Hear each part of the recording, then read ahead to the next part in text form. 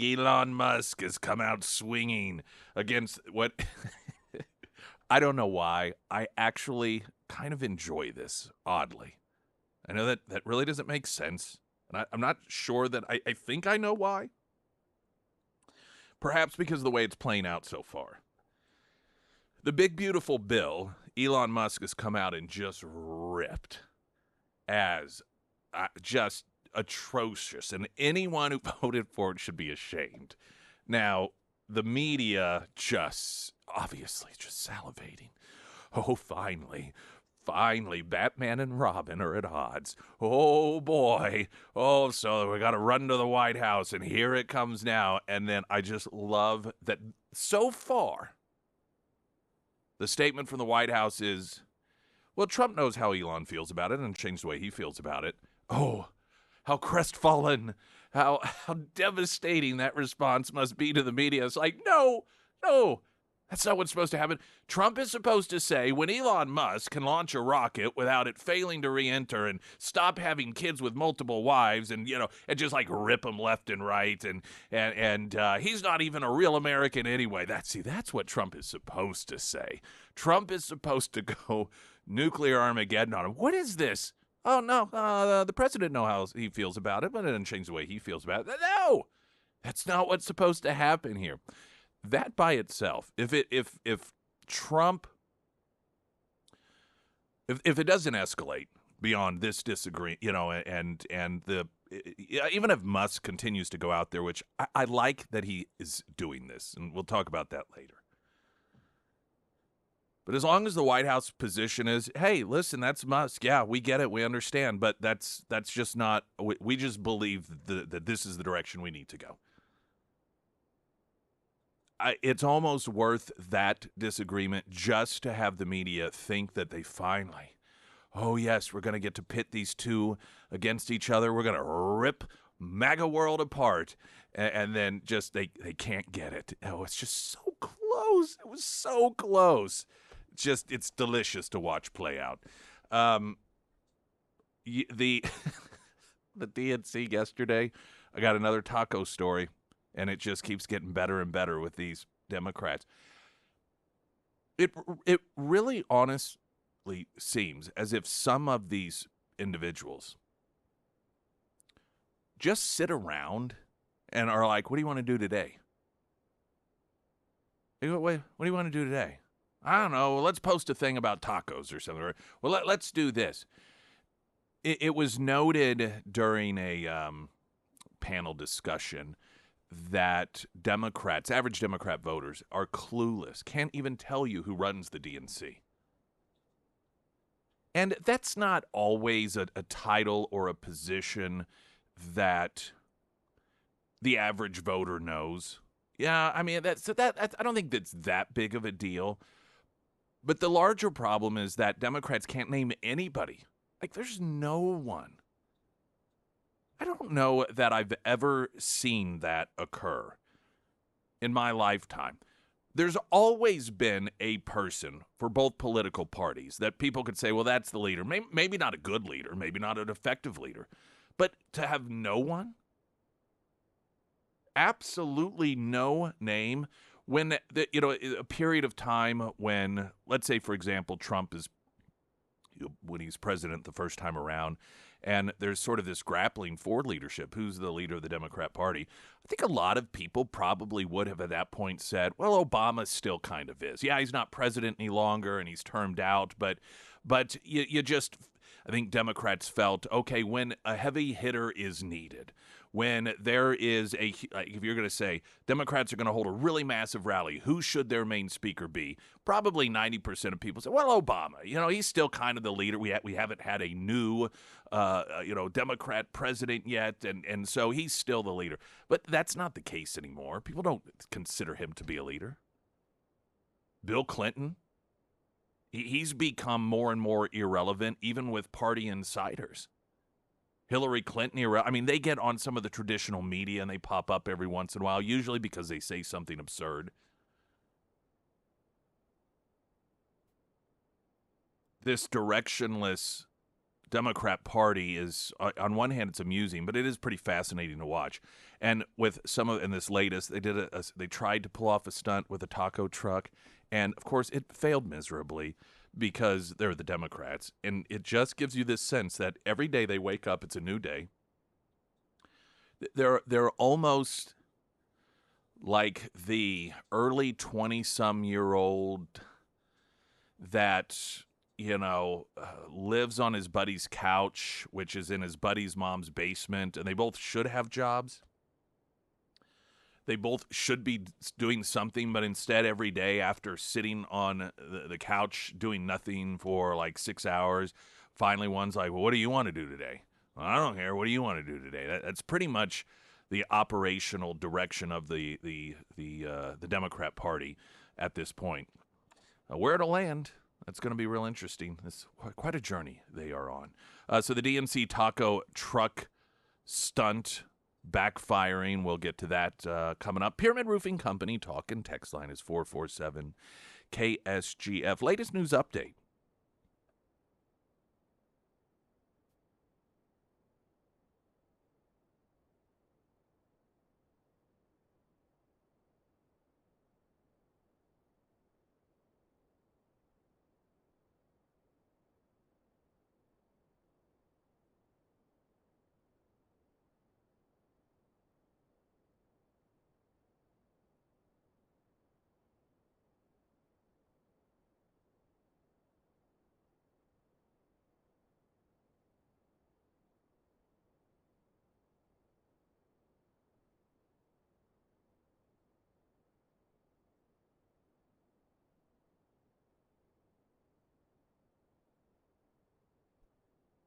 And the first alert forecast from Ozarks First meteorologist Tom Schmidt, sponsored by St. Clair the Ozarks Home Improvements. Today we'll see showers and thunderstorms throughout the day with a high near 75. Tonight, scattered showers with a low around 65. For your Thursday, mostly cloudy with a high near 78. And looking ahead to Friday, scattered showers and thunderstorms with a high near 79.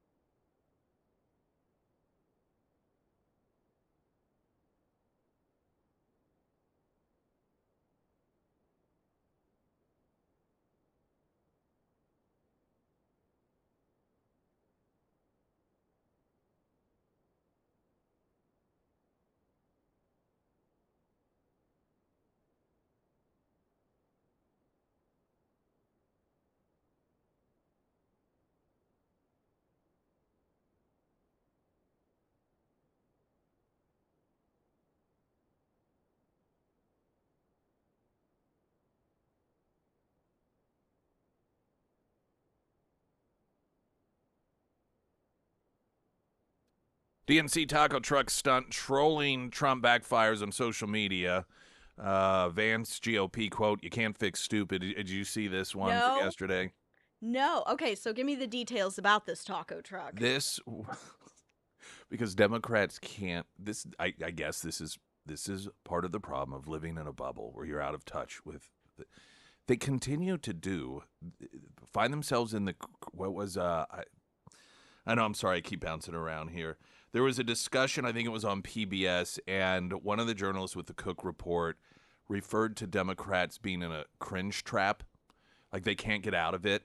They just keep doing this stuff over and over again, and these TikTok videos are a symbol of it. And now they're on this taco thing, and I think it's because they just don't listen to people. I don't know. It's just such a weird thing.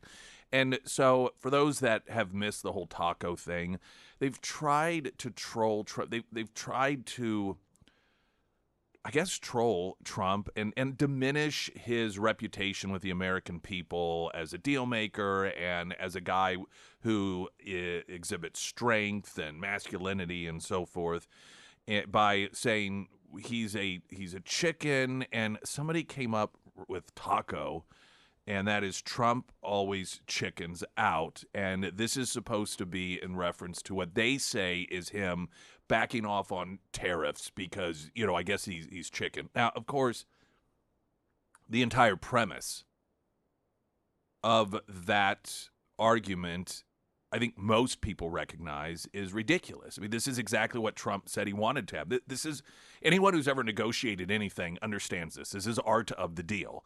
And if anything, I think for a lot of people, it just further demonstrates, no wonder we've ended up in such a bad position in this country with people who don't even recognize how to make deals.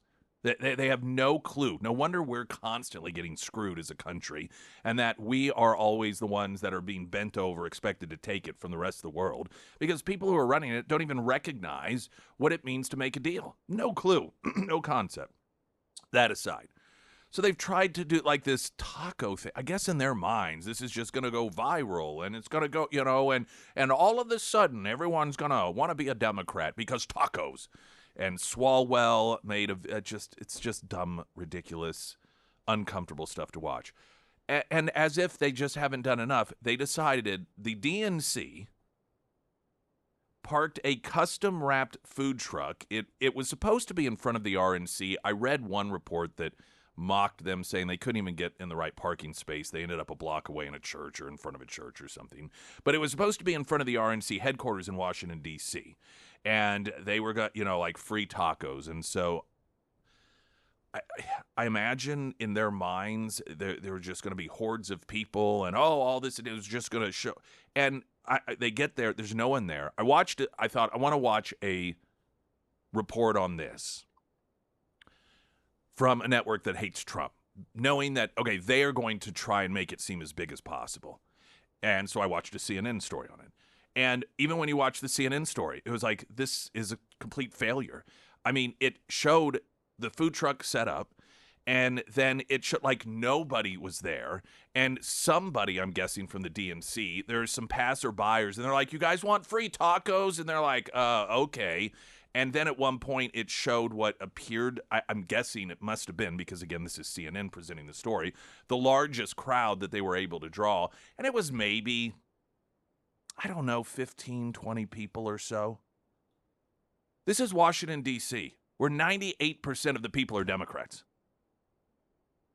Like the other, like, I'm guessing that 98% of all Republicans were, in either the Capitol or the RNC headquarters. Everyone else is Democrats. So you are in the most heavily concentrated Democrat city, the most liberal city, or at least it's on par with, a few of the others.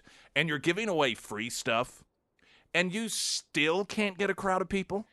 Do you think they were giving out Tim Walz's white guy tacos? Do you remember? Oh, yeah, it was just mayonnaise. And yeah. Oh, what was it? Was that with Kamala? Mm-hmm. And she's like, as if she wasn't married to a white guy. And she had asked Tim Walz, like, how do white people eat tacos? Do you put mayonnaise on them, she said, or something? Like, just ground beef and cheese. Yeah, I guess that's when she was, I don't know, trying to pull off this idea she wasn't married to a white guy. I guess so. These people are so fake. Everything about these people, it is so fake.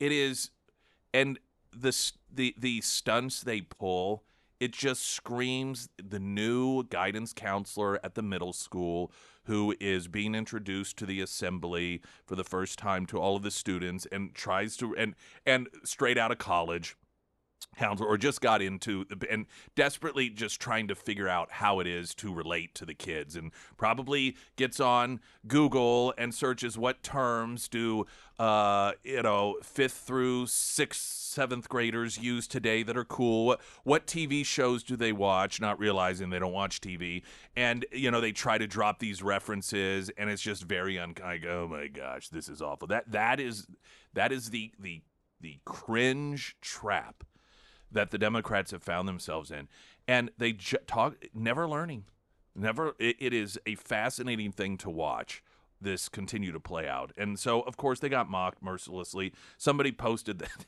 the RNC should get a Panda Express truck to put in front of the DNC, or at least outside of Swalwell's office, district office, given that Fang Fang was her name, the Chinese spy that he had the affair with.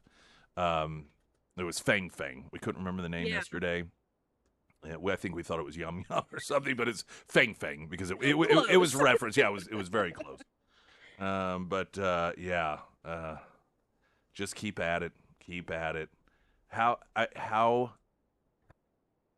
you giving away free food to trash Trump in the most highly concentrated Democrat area of the country, and you still can't pull it off. I mean, if you can't do that, and those people want to be trusted to run the country, they can't run a marketing scheme against a guy that in a city in which 98% of the people hate him and want him thrown in jail. And they still can't. They can't run that. They can't run an anti-Trump food truck. But they want to be entrusted with the country. Is when you look at what damage they did to the country with the current slate of Democrats, you see the damage they did over the last 4 years, and you see how bad their judgment is just in terms of trying to communicate with people what is important to people. Can't even run a food truck event successfully that is anti-Trump in D.C. And you think, no wonder, we're lucky that there's any country left after 4 years of these buffoons driving it into the ground. It's like a bunch of crazed, deranged circus animals that they've gone hysterical, and they're just running around inside this giant circus tent with nothing but total chaos and danger. That's what it's like with these Democrats. It's a crazy thing. All right, now that being said, we're going to take a break. I want to talk about Elon Musk calling what Trump has called the big, beautiful bill, calling it an abomination. I actually, so far, not only do I not mind the way that this is playing, I know there's this instinct, oh no, oh boy, the wheels are falling off the train. No. I don't think so. We'll talk about it coming up. Pyramid Roofing Company, talk and text line 417-447-KSGF. I'm Nick Reed.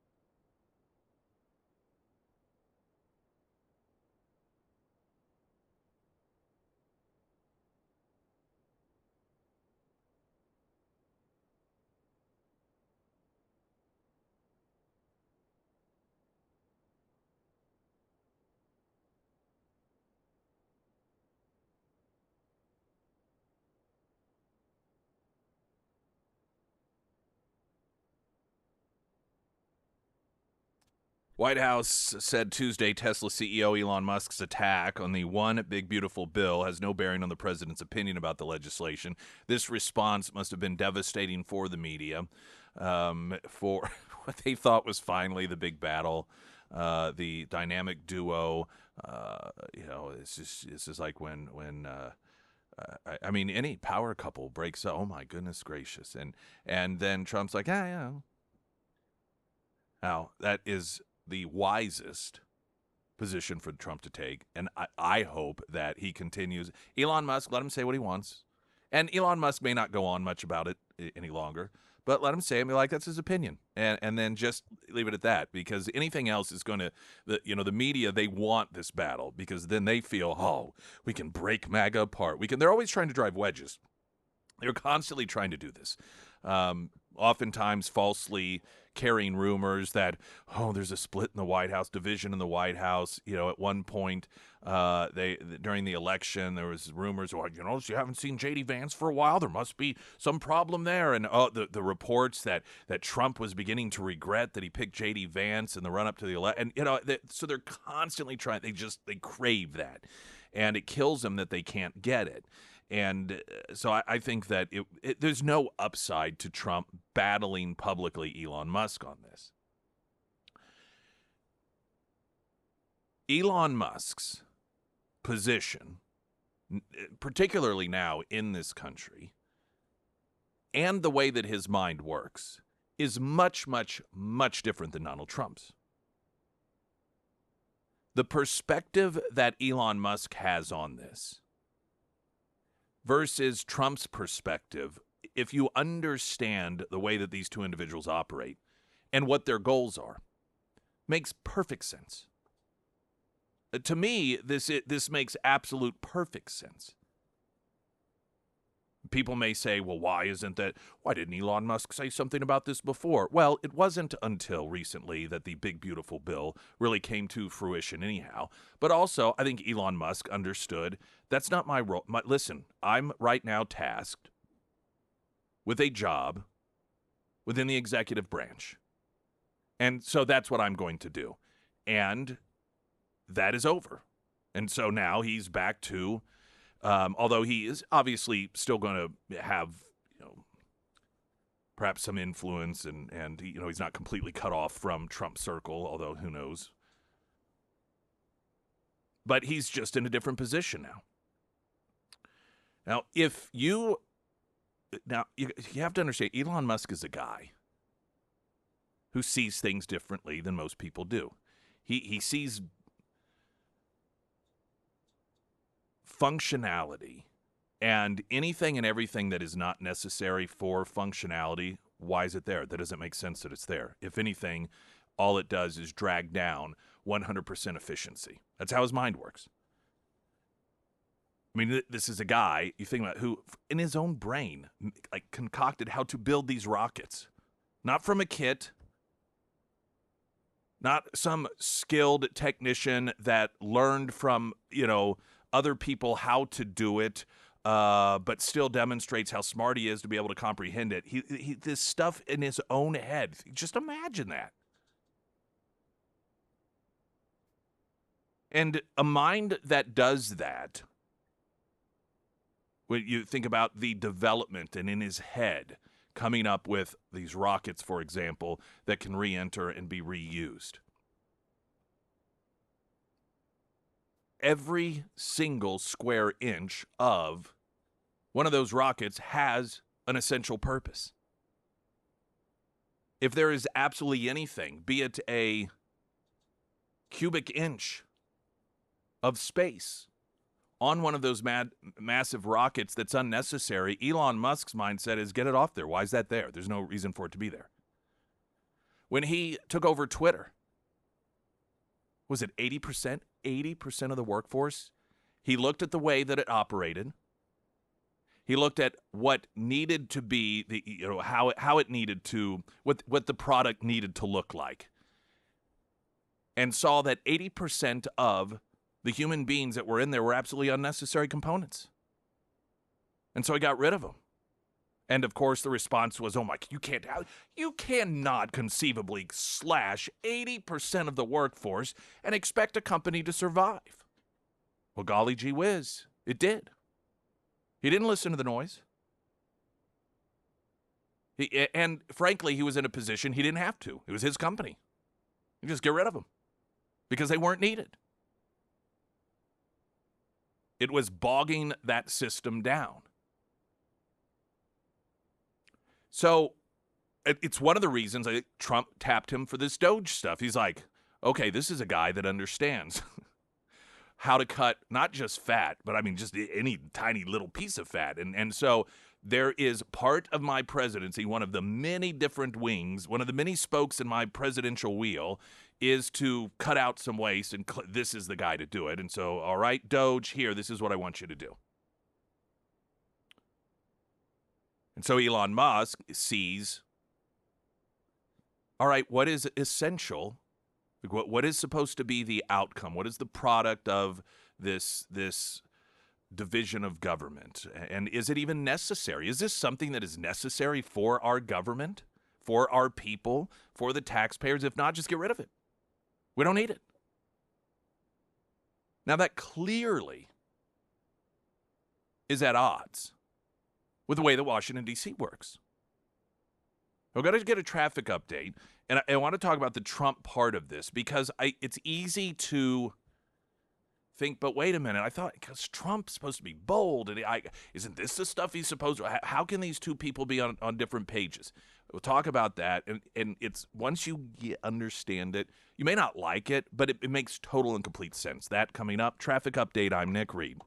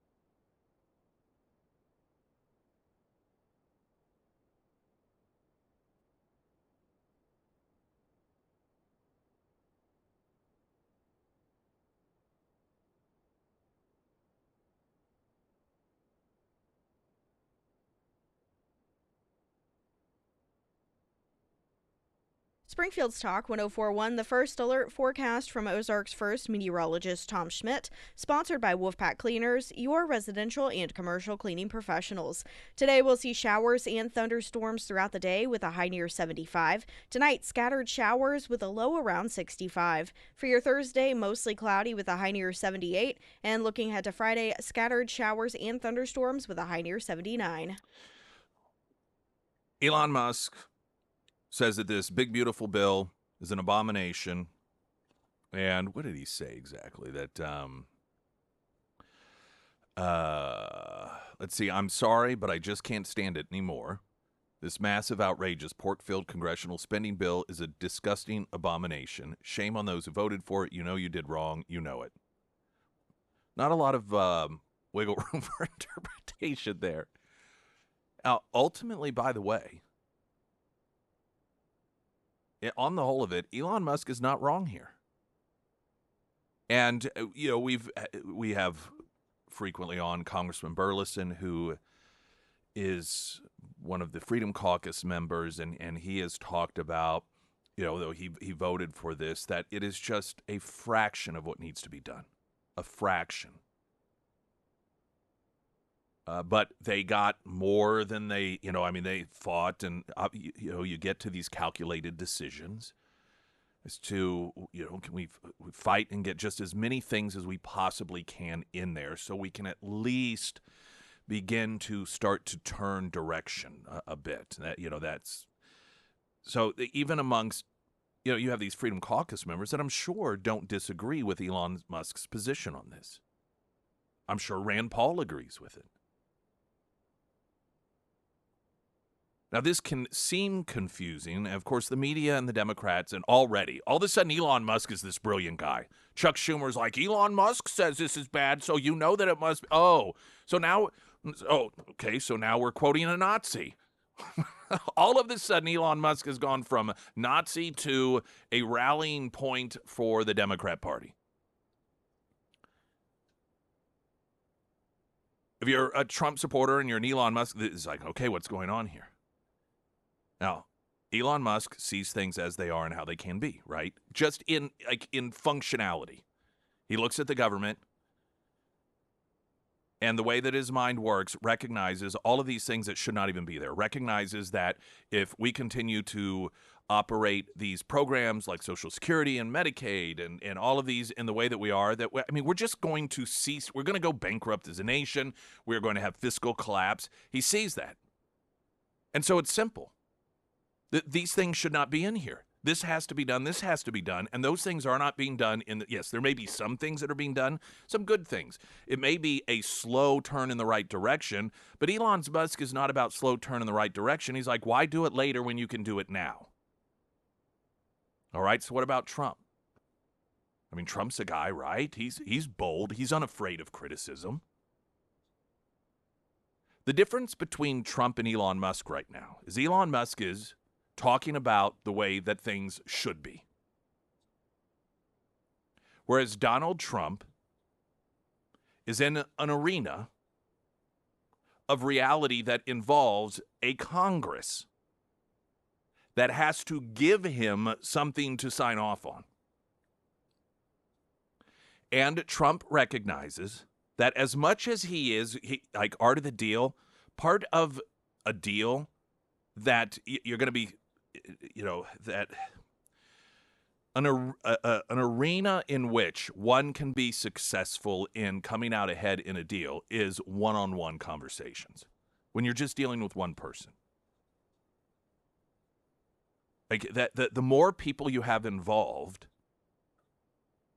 the more difficult it becomes. This is why Trump deal after deal after deal after deal when it came like the Abraham Accords, for example, it was between one nation. And then one nation and another. Everything, it was, one-on-one. Over there in the Middle East, if you noticed, when he hit all these different countries, it wasn't some big conference with all the countries together. He was going this country, meeting with this leader one-on-one, this leader one-on-one, this leader one-on-one. That's how you make deals.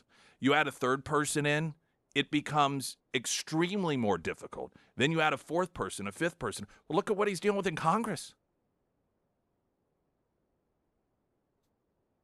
Trump knows that while it may not be absolutely impossible, the insurmountable summit of having, particularly with the majority that exists, as small as it is, all of those Republicans doing what it is that Elon Musk recognizes needs to be done, that even if he spent all 4 years trying to get that done, probably not going to happen, particularly when you have Josh Hawley out there on the Senate side leading the charge for the Democrats as a Republican to not even have work requirements for Medicaid. Part of what makes Trump successful is that he moves at a pace that is much faster than most people, because he recognizes that at some point if you stall and you're sitting around, you're not moving forward. If you're not moving forward, you're dying. And so while he's juggling everything else in the world, I think what he is observing here, he wants to get the absolute best deal possible. But he's dealing with hundreds of people on the other end of the deal. And so he sees this big, beautiful bill, and this is just because he understands negotiations. All right, get it out of the House. Big, beautiful bill. Good. Just do it. Knowing that some of the fundamentals that he wants to be in there are going to be in there. Is it the way that it should be in order to really, truly fix things 100%? No. But he also sees that as not in the cards. It's just not going to happen. And that's part of, frankly, people who are successful recognize those things and they move on. You don't dwell over battles that you can't win. You just don't. You recognize when you have to, okay, this is the deal we're going to get, so let's move forward with it. Let's do it. Let's get it in the books. Because otherwise we're just going to be spending time, spinning our wheels, arguing, and not only not moving forward, but taking up time when we could be doing something else that is meaningful. Trump just doesn't like to spend no time doing things that are meaningless. That's how he works. That's why he operates. This is a guy that seemingly thinks sleep largely is unnecessary, which is why he does it only a few hours a night. I think the idea of just sitting idle, even when he's out golfing, which is a form of, just release for him, he's still working, if you will. Now, this isn't, the benefit of Elon Musk's position in life right now is that he gets to say, this is the way that it should be. The outcome should be this for us to get back in the right position. Trump can also recognize that and see that, but he just doesn't have a magic wand that can make that happen. And so as a person who has proven to be successful and understands the landscape of things, he recognizes you cut losses, if you want to call it that. You get what you can, and then you close it up, and then you move on, and you start a new venture. When you understand that, I think it helps, it helps you recognize and understand, why these two individuals have such different perspectives on this. I would love if Trump was able to get all of the Republicans in a room and say, hey, we have to have Medicaid reform. We have to start. We are not going to leave here until we come up with a plan that starts, not only gets rid of the deficit, but we end up with a surplus so we can start paying off the debt. And then magically it happened. That would be fantastic. But I understand and recognize that that's not the world that Trump's in. And I recognize that he knows that, and he understands that. I may not like that. And this isn't about convincing, anyone that, what Trump is doing is the exact right thing. This is just a recognition and an understanding as to why it is playing out the way that it's playing out. I understand there is a great frustration that elected officials oftentimes have whenever there are be it just citizens or commentators, people like me, who talk about here's the way it should be, and we are seemingly detached from what it is that they have to deal with, the obstacles they have to deal with. And I understand. I get that. Sometimes people will say to me, why don't you run for office? I'm like, my job's much easier. I don't have the constraints of reality of dealing with an establishment. I get to just talk about here's how things should be. This is what is right. And in a perfect world, I get to talk about perfect world scenarios. But I also recognize that isn't, that's what Trump's dealing with. I recognize that, Congressman Burleson, what he is up against and the realities of having a party run by the establishment and a political party that bends a knee to the moderate or even liberal Republicans instead of deferring to the conservatives that are actually standing up for what are said to be Republican principles. I know that's the landscape. So this Elon Musk, narrative that he's put out there about how this is awful, this is horrible, and the Trump White House, Trump like, hey, I understand this is how Elon feels, but we're going to move forward. It all makes sense when you understand each of these individuals and all the parties involved and how it's all playing out. Springfield's Talk 104.1. I'm Nick Reed.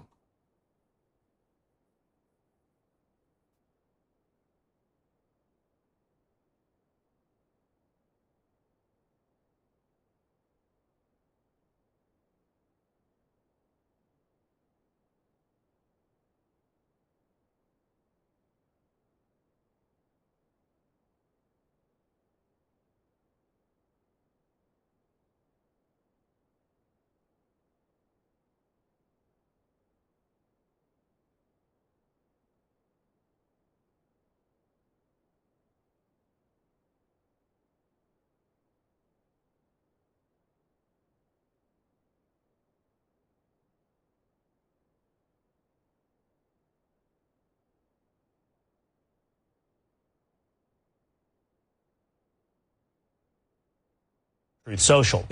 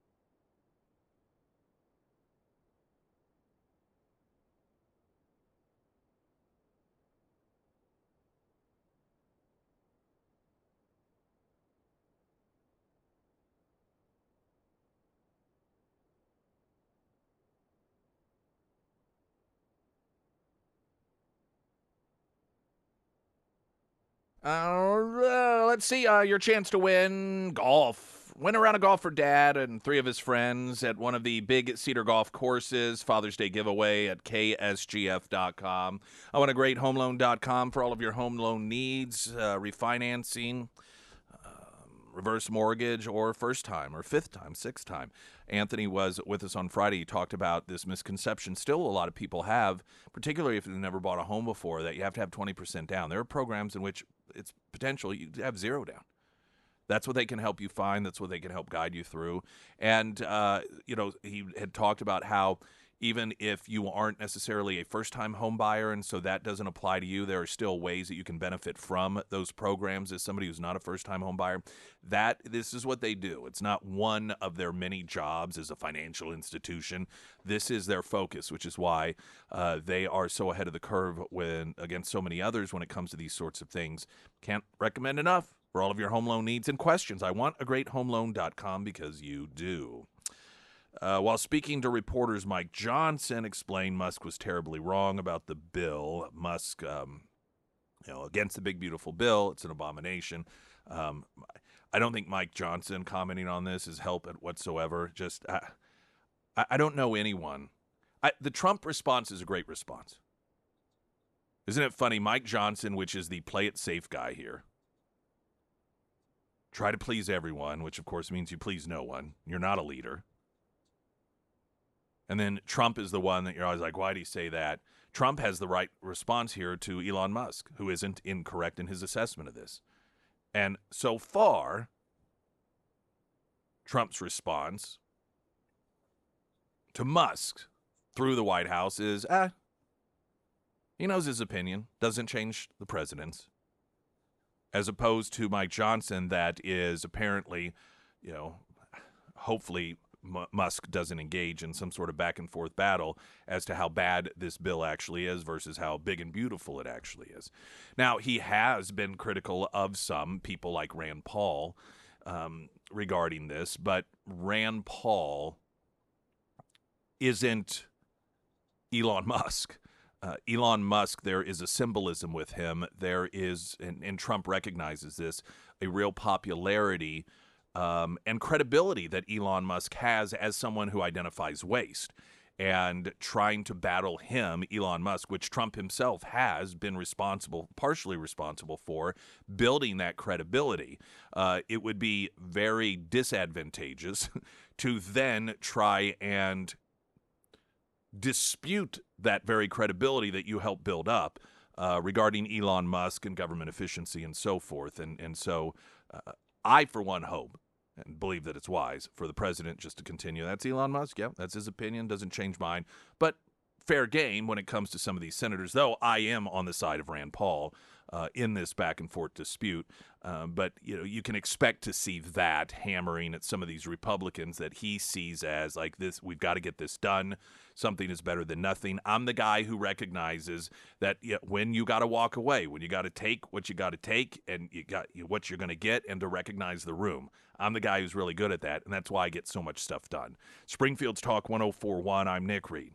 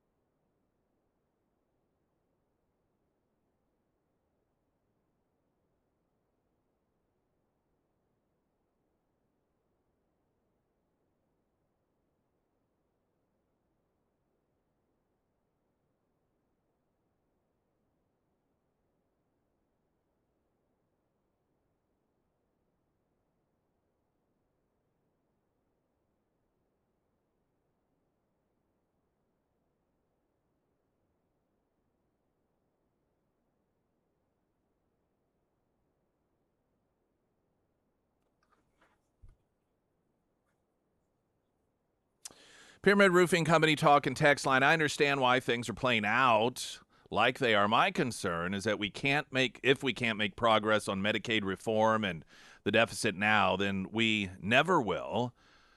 So at what point do we cross over the cliff and our country financially collapses? We already spend more on the interest on national debt than we do on national defense. It makes me want to get rid of all my dollars and get gold or a foreign currency and look at moving to another country. Yeah. I mean, that's absolutely true. And it's sad to say it will be the fault of the Republican Party. And here's why. If you're in a ship and you have let's say the Democrats are controlling the ship, and they're driving it straight off the end of the waterfall, the cliff, if you will. I mean, full speed ahead. And finally, Republicans overpower the Democrats, and they get control of the ship. But instead of turning it around, there's a bunch of squabbling. Well, we can't do that. People will be upset. And then you have the leadership of the Republican Party say, well, we'll steer it just a couple of degrees this way. And but we're still going towards we may not get there a couple of days later, but we're still headed in that direction. And that's true. And Republicans have positioned themselves as the people that will save us, and now they're in charge, and it doesn't appear as if that is what they ultimately intend to do as a political party. News in 60 seconds. I'm Nick Reed.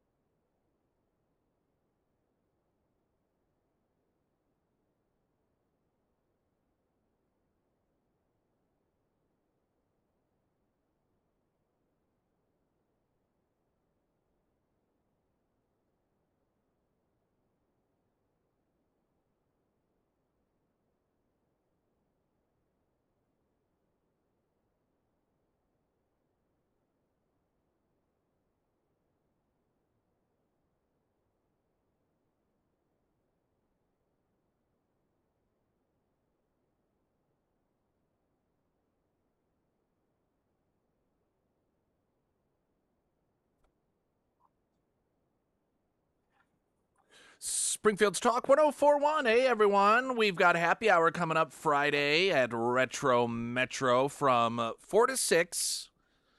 Love for you to come hang out with us.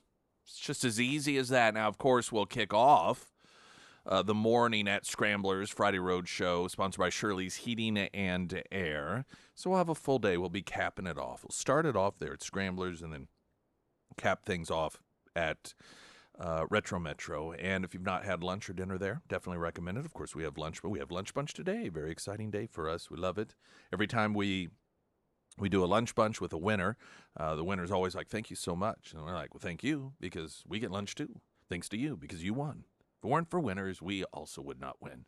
You get signed up at KSGF.com, and if you win, we'll contact you. Generally, it'll be via text and let you know you won. We'll set up a Wednesday, and then you get to bring up to 5 friends with you if you want to, and have delicious lunch at none other than Retro Metro. Here's some good news, and quite a turnaround from the last several years. Army surpasses fiscal 2025 recruiting goal 4 months ahead of schedule.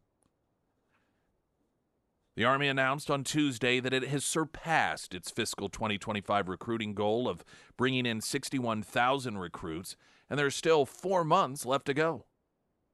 This year's goal is more than 10% higher than the 55,000 recruits targeted in fiscal 24, demonstrating a surge in interest and enthusiasm for Army service. Recent recruiting momentum has seen average contracts per day exceeding last year's level by as much as 56% during the same period. The Army has not reached its recruiting goals this early in the year since 2014, over a decade. Army Chief of Staff General Randy George and Army Secretary Dan Driscoll spoke about reaching their recruiting goals on Monday while speaking on a panel at the AI Expo in Washington, D.C. Both men spoke about the coming summer months historically being the best for recruiting, and both are scheduled to appear on Capitol Hill today to testify on the Army's fiscal year 26 budget. Quote, today the U.S. Army met our fiscal year 25 recruiting goals a whole 4 months ahead of schedule. I want to thank the Commander-in-Chief, President Trump, and Secretary of Defense Hegseth for their decisive leadership and support, which helped make this feat possible. I'm also extremely proud of the recruiters, leaders, and other advocates who helped us smash the goal. America's young women and men are proud of our country and want to serve in the U.S., and the results speak for themselves. Driscoll, acknowledging the Army, of course, had been experiencing recruiting and retention challenges, though he said those days are behind the branch. Quote, thanks to the Herculean efforts of our recruiters, drill sergeants, and leaders across the U.S. You know, I think it's, this isn't a surprise to most of us. Trump is president, and he put people like Hegseth in positions that have impact over dictate the direction of our military and the culture of our military. Hegseth and Trump, they've both been very clear about what the purpose of our military should be, and it should go back to what it was once upon a time, as opposed to some playground for left-wing social programs. In fact, I believe it was yesterday that Hegseth announced one of the ships had been changed the name to the Harvey Milk, who was a gay rights activist out in San Francisco during the Obama administration, and he is switching it back to, I believe, the original name, which is a military person. Frankly, I'm a believer that every military asset should, ships, whatever, should be named after either presidents or people that are directly connected to or related to the military, not, just random people that we want to pat ourselves on the back for honoring, well, this activist over here and that activist over there. No. That's not what the military is. And I think it really says something when it becomes very clear that we are shifting our military focus from sex change operations and Pride Month and drag shows and this recruit had two mommies and, all of this left-wing stuff, and people get in charge that say, okay, now we're going back to being a military. And our focus is going to be the best military, not focusing on social programs, not these social clubs. And then what do you see happen? After years of recruitment issues, all of a sudden, we're way ahead of schedule in terms of recruitment. It's been over 10 years since these recruitment levels. That's not a coincidence. And it also pushes back on the false narrative that all of the left-wing pushes of DEI and diversity, that's ours, that's going to make our military stronger. See, the left that had been running our military, they never denied that they were injecting the divisive social focuses of LGBTQ and DEI and CRT. They tried to tell us that actually makes the military stronger. Makes it stronger. Because diversity is our strength.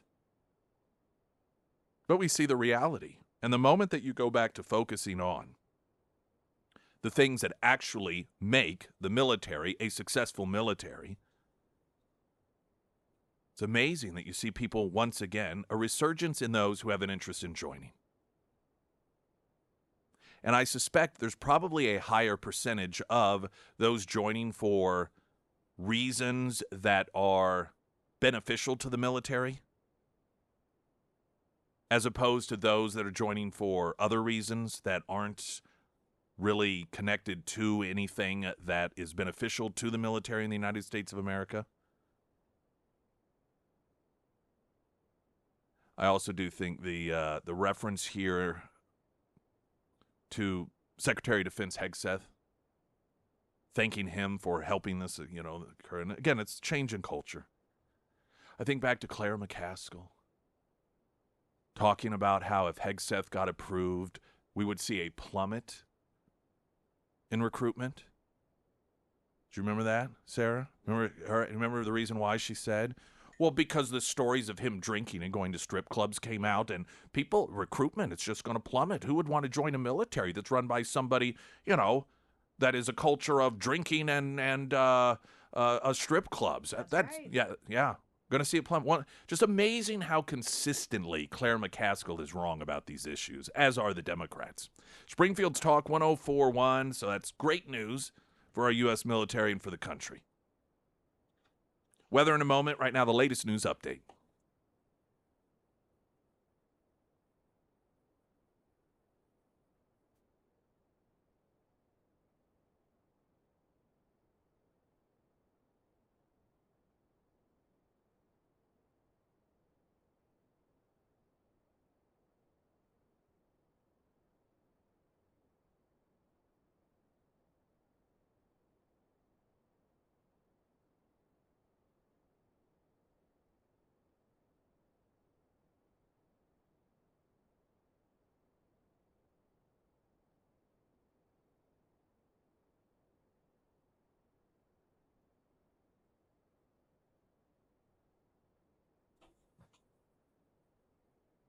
And the first alert forecast from Ozarks First meteorologist Tom Schmidt, sponsored by St. Clair the Ozarks Home Improvements.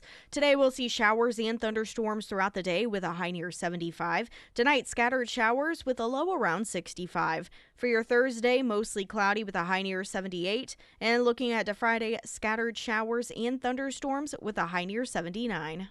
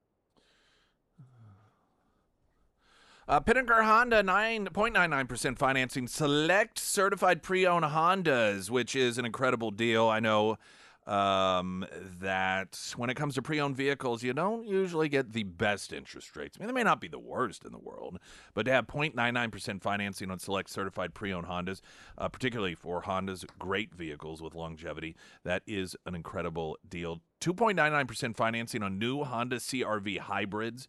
The new 2025 Honda Ridgeline, 1.99% financing available. And every new car purchase this summer, free gas all summer on Pinnaker Honda. They have all sorts of other incentives and great deals going on as well. And then that brand new state-of-the-art location, which is pretty cool. I've been there. Pinnaker Honda on South Campbell, just south of Walnut Lawn. Good people. Here's a headline a lot of you are going to love. Were you a Girl Scout? No. I didn't. I could tell. This is Springfield News Leader. Not just crafts and cookies. Girl Scouts projects share LGBTQ plus coming out stories. Oh, boy. It's just shocking that over the years, the Girl Scouts have seemed to have fallen apart in terms of relevancy and stability, and I just see the hemorrhaging of membership as they grapple to figure out what's going on. Gee, I wonder. When you take an organization that is supposed to be all about girls and turn it into left-wing political activism, yeah, you're going to lose some relevancy and you're going to lose membership. Yeah, the story, it's about two Girl Scouts and Senator, and it's a long, in-depth story, by the way, getting the Silver Award, which is the highest award for Girl Scout cadets. And they got it because they wrote a bunch of coming out stories.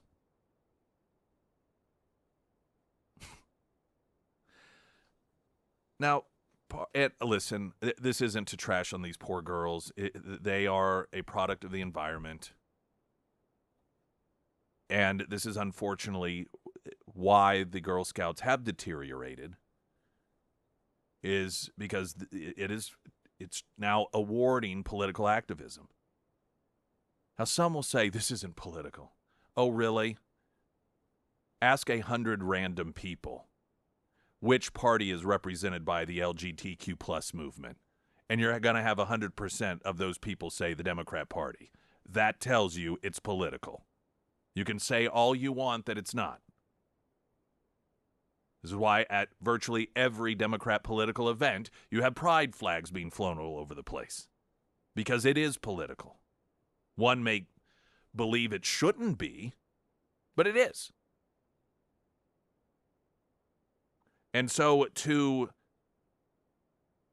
turn and then market it and highlight it, and let me tell you what I think has slowly occurred over time. The Girl Scouts has for some time demonstrated that they are run by left-wingers. And they've been called out on a number of occasions, you know, their association with Planned Parenthoods on local levels in particular. It really, I think for the first time, a lot of people recognized what was going on when there was a tweet sent out when Amy Coney Barrett was confirmed in the Supreme Court. And so the Girl Scouts just highlighted, hey, a woman on the Supreme Court. That's always awesome. We're the Girl Scouts, and she was a girl. She's a woman, and so cool. And they, in the posting, also had a picture of every other former female Supreme Court justice. So it wasn't just her. It was from Ruth Bader Ginsburg, the left-winger, to Amy Coney Barrett. Well, the minute left-wingers began pitching a fit, how dare you highlight Amy Coney Barrett, they immediately took it down, didn't want to offend their base. And I think that was a wake-up call for a lot of people who did not recognize that slowly left-wing activists had taken over the Girl Scouts and begun using it for that purpose, left-wing activism. Now, that doesn't mean that that's all that they do, but these groups, this is how they're successful. They get their foot in the door, and then they'll just do one little thing over here.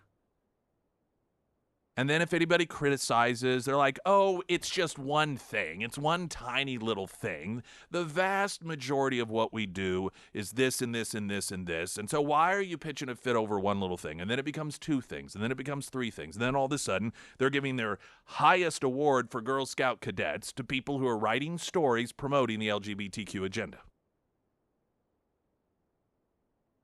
And I suspect that the news leader didn't just, I suspect the news leader was contacted by someone within the Girl Scouts to let them know this was going on so a story could be written about it. All for the purposes of promoting the agenda. So it's the collection, publishing of coming out stories from those in the Ozarks LGBTQ plus community. One of the Girl Scouts said that it was a personal endeavor because she helped a previous boyfriend come out to his family. Okay. I don't know. Times are different. Girl Scout, private organization, evolved into a left-wing political organization, and they've suffered for it in terms of numbers and finances and so forth, and fine. It's a private organization. Run it into the ground. Turn it into political activism. It's America. You can do what you want when it comes to that. Right to assemble. When you read in the news leader article, and this is a common theme, that what is this all about? Why promote this? And it's based off this idea that people in the LGBT community, everything is so difficult, everything is such a struggle, that they constantly have to have people there in order to tell them it's okay. But that defies reality. This has always been an amusing contradiction to me. The people who are celebrated the most are portrayed as the most marginalized. The people who have an entire month devoted to highlighting about how wonderful they are, we're supposed to believe that that is a horrific world of struggle. People who are told that they are so important just because they are categorized in this particular letter soup that they get a parade.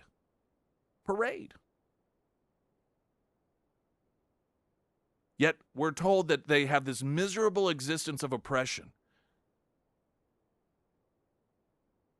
This reality versus this world of oppression. And this is something with the left in particular. I think they gaslight themselves, and it is a desire to be victims. There is this pull. There's a virtue in being a victim. And though they are the most celebrated, and the people that average people will be least likely to criticize because they don't want to accuse of homophobic, and they don't want this, and they don't want that, and so it's just, all right, let them do their thing. They're so protected, arguably more than any other grouping of people, yet they run around acting as if they are the single most oppressed people in the entire world.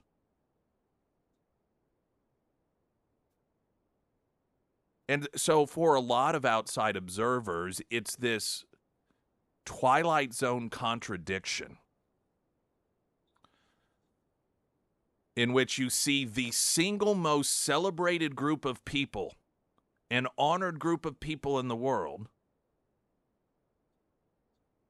being told that they are the opposite, the most oppressed.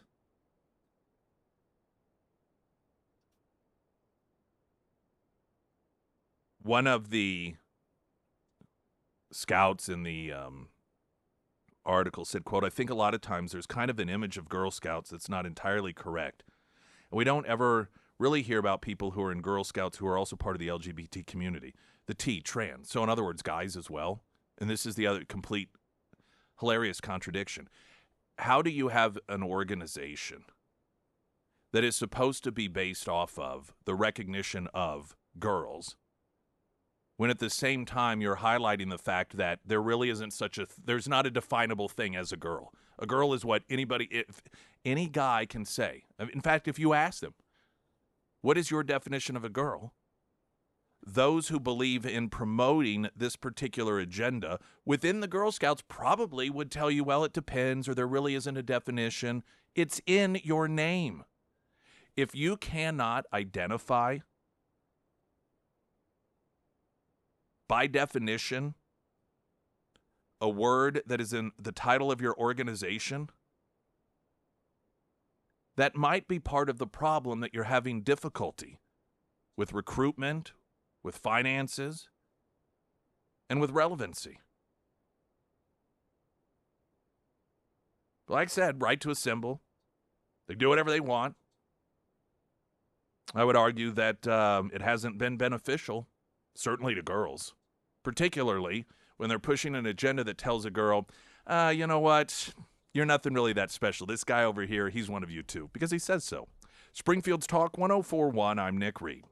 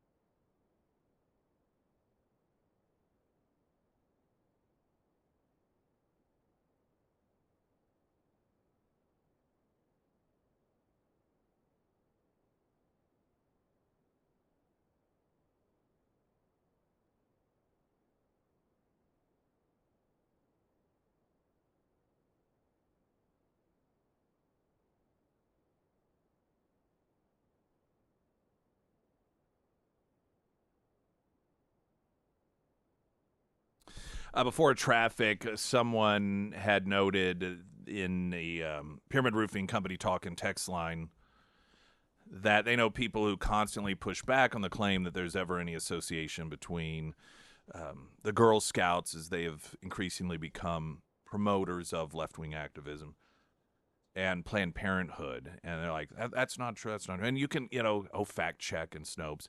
But what happens is you get these the promoting occurs on local levels, or the relationships on local levels.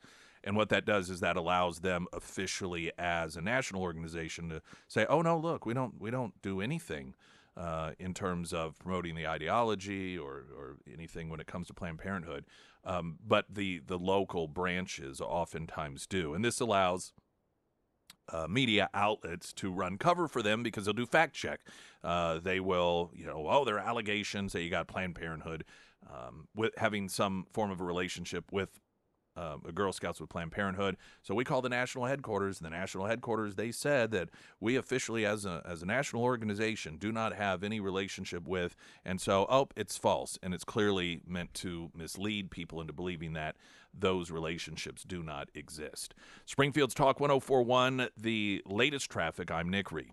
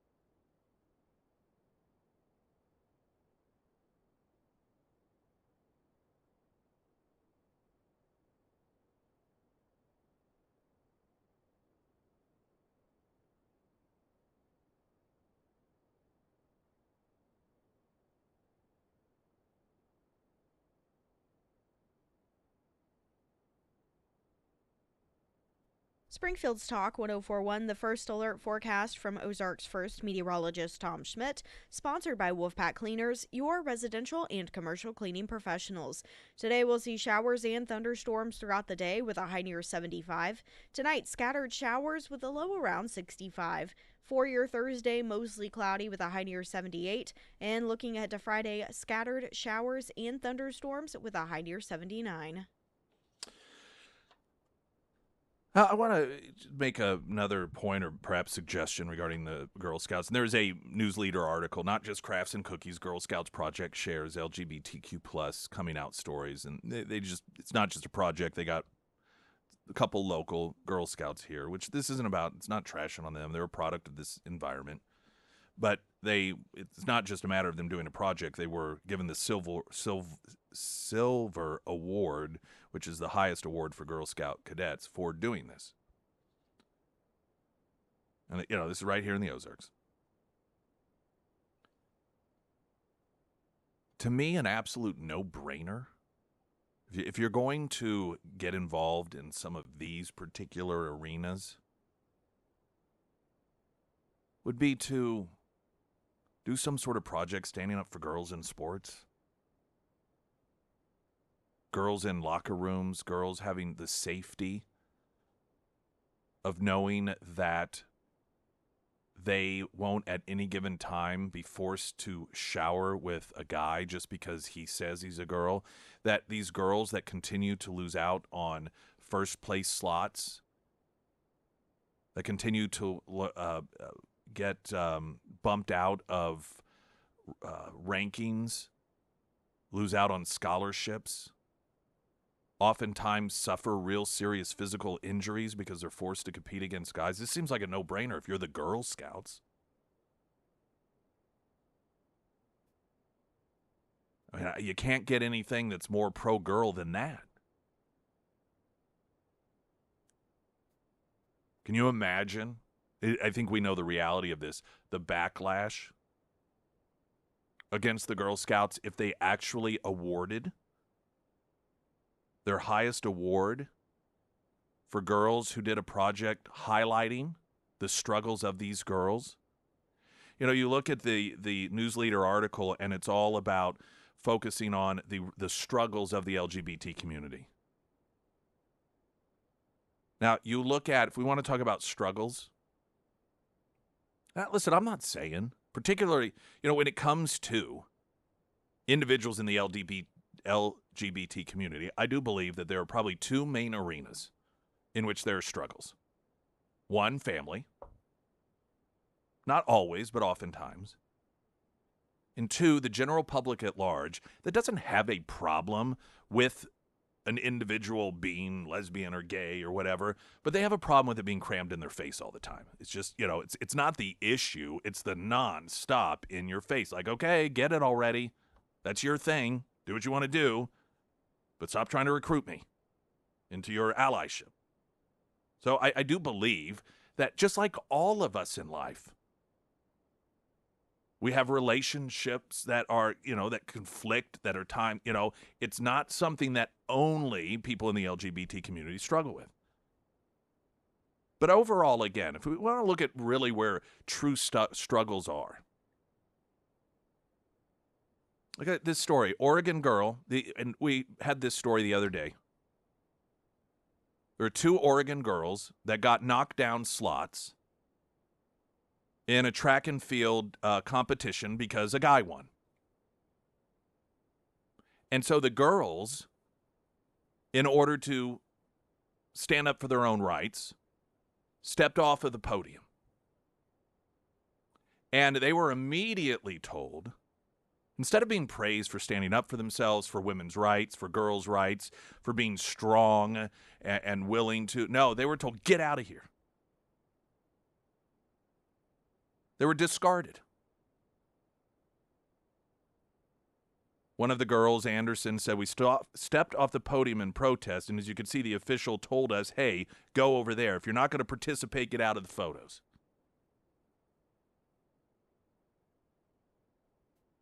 We've seen instances of girls hospitalized. I believe at the most recent State of the Union, one of those girls who was a volleyball student. She has permanent neurological damage because a much stronger guy spiked a volleyball in her face, crushed part of her face in. There was a UN study, actually, that was done on this and highlighted that this is United Nations, as left-wing as they are. The hundreds upon hundreds of instances in which girls are made second-class citizens, in which they lose out on scholarships, on opportunities, in which they get injured. And by the way, to highlight, this really isn't a trans issue. It never goes the other way. Guys are never the victims in this. It's always girls. In college, when some of these girls have said, I'm not comfortable with a guy that, by the way, fully intact as a guy, hasn't actually done anything to physically demonstrate they actually have any interest in physically being a girl, they're told that they're the ones who need counseling. This is what's happened. They are told that they are the ones who get kicked out of the locker room. Now, to me, that's a struggle. To me, that is an injustice. But in this upside-down world, people who have an entire month devoted to them get parades thrown in their honor, get flat, just praised over and over again. You can't criticize them. We're told, no, those are the ones who are struggling. That's backwards. That's jacked up. And like I said, I'm not contending that magically people in the LGBTQ community, that they don't have struggles. We all do. But in terms of a cultural movement that is causing people to lose out on their rightful spaces and kicking them out of their safe spaces like bathrooms and showers and gymnasiums, those are girls. And when you have an organization called Girl Scouts, it seems to me that silver awards should be awarded to girls who are standing up for that. Well, what do I know? I'm not a girl. At least I don't identify as one. Springfield's Talk 104.1. I'm Nick Reed.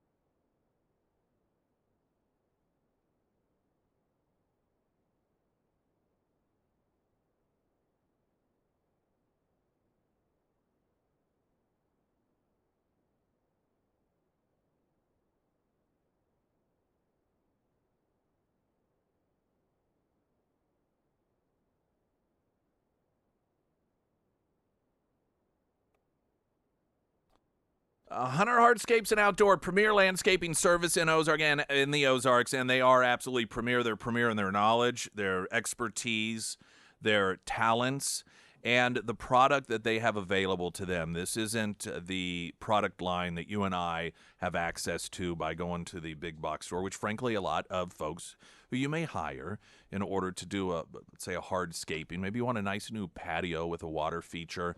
A lot of times these companies, and I'm not saying it's bad, but they will, do the measuring off and they'll maybe show you some different styles and colors, and then they go to the big box store and purchase the stuff if they don't already have it in the warehouse, and then they get to work on the job.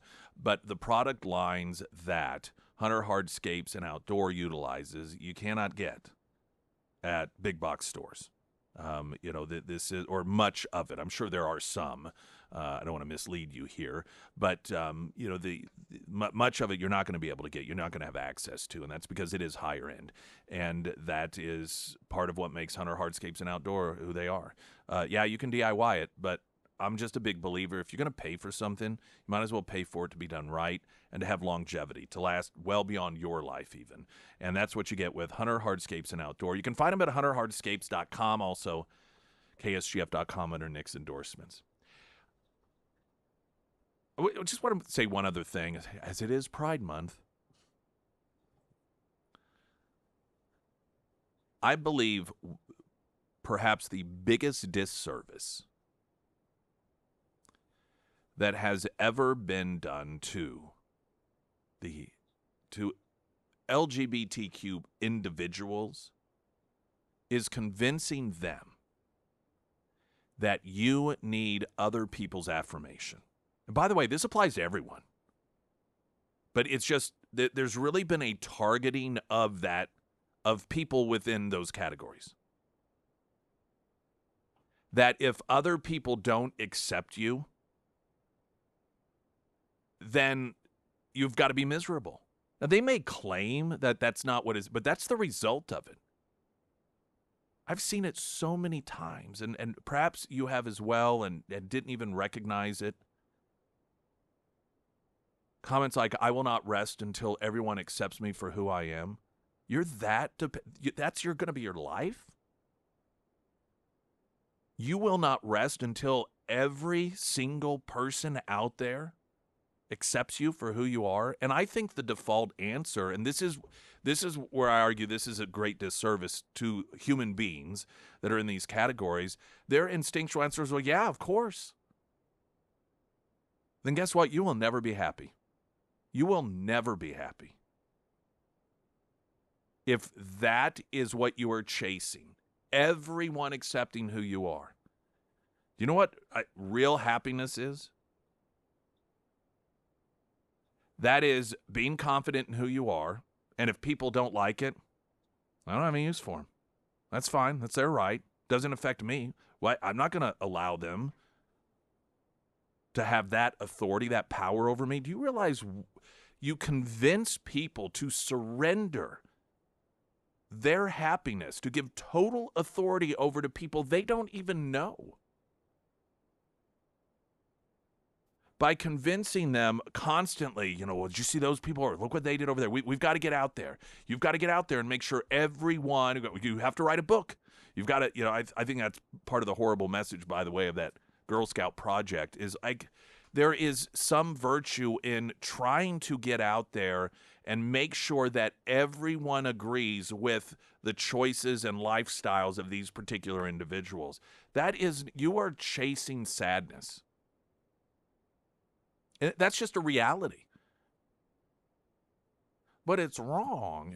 Everyone should accept. Oh, yeah, you could talk all day about should-haves. Oh, yeah, that'd be wonderful. Everyone should just love everyone and treat everyone wonderfully. But if I spent my life, well, put yourself in there. She's all right, I will. If I spent my life proactively engaging with every person that disagrees with me, like as a Christian, for example, you know how many people out there think Christianity's stupid? They think Christians are science deniers. They think, I feel sad on them. I really genuinely do. I think they're missing something. And of course, I hope that, eventually those people find happiness and get enlightened. Of course, that's the way that I believe. But I'm certainly not interested in order for me to be happy that they accept me. If people who are atheists and as a Christian or a conservative or, whatever, they think I'm just some sort of idiot and think I'm going to hell or whatever. Yeah, okay. I don't agree with that, but I'm certainly not going to spend my time desperately trying to convince them that they have to accept me for who I am. But they should. All right, well, maybe they should. There are lots of shoulds out there. As a human being, and listen, I don't believe that that's the goal of most of these people. I think they have a noble goal. They think that they can work towards creating this world in which every single person will have the exact same belief system that is in line with this particular group of people. But number one, that's not realistic. I mean, it just defies humanity. And number two, it just leads to chasing something that does not exist. And when you tell people that the lack of that occurring is a horrific thing, is a violation, is a struggle, and oh my gosh, your life is miserable because these people over here disagree with you. These people over here think biblically that you're going to hell. These people over here, and that is a bad thing to teach people, that their happiness is tied to being accepted. To me, I think a great project would be focusing on, you don't need those people's approval. You live your life. You live it the way that you want it. You live it good. You be kind to people. You be kind to people that disagree with you. But understand, you don't need their approval. And by the way, why would you want their approval if you think so poorly of them anyhow? You know, I've this whole deal where this attempt to force, for example, a florist or a bakery that is run by Christians, and they don't want to participate in something that violates their beliefs, and so then there's an attempt to force them to. And have you ever noticed that there's this weird contradiction that, and I guess it's a coin flip. Let's say, for example, Chick-fil-A. And Chick-fil-A was one of the first real companies that was a focus of boycott from the left because the owner, just personally, as a Christian, believed in the biblical version of marriage between a man and a woman. And so what was their answer? We don't want them to have our business. Because that is a bigoted company run by bigoted people who do not believe in our lifestyle, and so we want to harm them financially. But then on the flip side, at any given moment, they want to force people to take their business who have a different point of view. So you have two companies, both run by people that do not have a belief in, an LGBTQ philosophy in whatever capacity. And on any given day on one, they want to boycott them in order to damage them financially. And on the other hand, they want to force them to provide their good and service. That makes sense of that. It's always chasing. In fact, we're going to talk later. There's this study that has come out about people on the left and how they have a much, much, much higher mental health issue rate as opposed to people that are politically conservative. And David Mamet, he was on with Jesse Waters last night talking about this, and he's a former left-wing playwright and film guy, and at some point he became more conservative, and he said it's because people on the left are always, everything is seen through the negative lens. There's never and he was a former lefty, so he speaks from experience. You're always looking for somebody that's attacking you. No, there's never a positive side. It's always focusing on the negative. And there's never a satisfaction just in one's true self. And a confidence and to the point I was making earlier, there's this need to force people to accept you, and you tie your dependency of happiness and mental health to this world of where you're the center and everything is exactly the way you want it, whereas conservatives are traditionally more, they oftentimes have a belief in God and family, and so they're centered in that, and so that's what's important to them. And because that is stable, particularly when it comes to a belief in God through religion, there is a greater sense of happiness. So when things don't go your way in life, yes, you're sad in the moment, but that core aspect of you is ultimately happy and satisfied. Whereas people on the left, they don't have that core. Their core is, who's after me?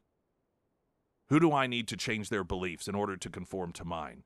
And that leads to ultimately this total lack of happiness and satisfaction because you're always chasing something that can never exist. Springfield's Talk 104.1, I'm Nick Reed.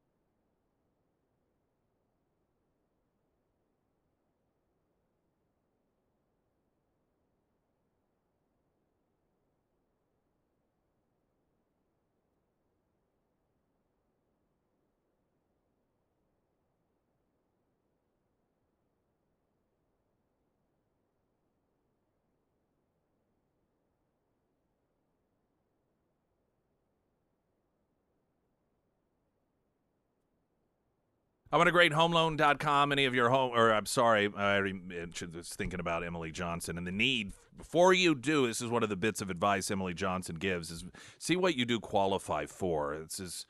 We're very fortunate that the characters and Emily Johnson oftentimes work together. And man, is that helpful to have the people handling your home loan also in coordination or communication with the person helping you buy your new home or sell a home. And that's what you get with Emily Johnson. You can read her reviews. She is, I oftentimes refer to her as like a personal assistant. It gives average people like us an opportunity to see what it's like to be a Kardashian or George Clooney, where you have an assistant that handles all from beginning to end if it comes to buying a new property.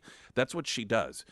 There are some outfits that have a huge team, but she prefers to be there for every decision, every need, all along the way. And that's that personalized difference with Emily Johnson, House Theory Realty at ksgf.com under Nick's endorsements.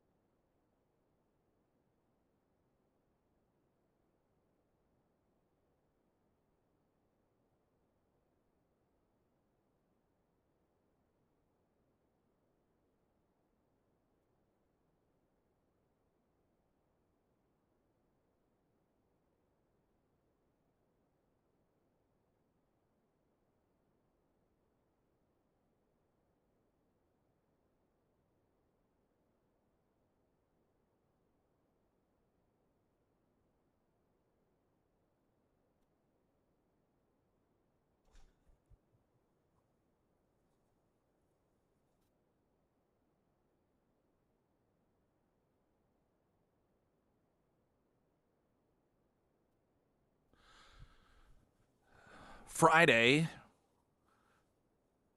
we have our morning show at Scramblers, as we do every Friday morning. It's the Friday Road Show, and that is thanks to our good friends at Shirley's Heating and Air. Then we will kick off the weekend, I suppose, officially, or cap off Friday, 4 to 6, our happy hour at Retro Metro. If you've not been to one of those, it's just a casual hangout. That's all it is. I say that's all it is. I mean, usually if you got a radio station event and like you go and there's, all this and what do we do? And okay, you sit over there and make sure to get your ticket. And a lot of events dictate, of course, that sort of structure. But this really genuinely, truly is, hey, guys, we're going to be over at Retro Metro 4 to 6. We'd love for you to come hang out. For me, it's a great opportunity to meet a lot of you that I don't get a chance to meet. You have what I would say is the benefit of kind of knowing me because you hear me every day, but so many of you I don't know. And so it's always nice to get a chance to meet you. And some of you I do know, but I don't really get a chance to talk to you that often. And so a lot of it is selfishly for me to just be able to hang out with you in a casual way. And as friends, just have a drink, maybe get something to eat. So that's what we do about once a month at Retro Metro, and that, again, is 4 to 6 this Friday.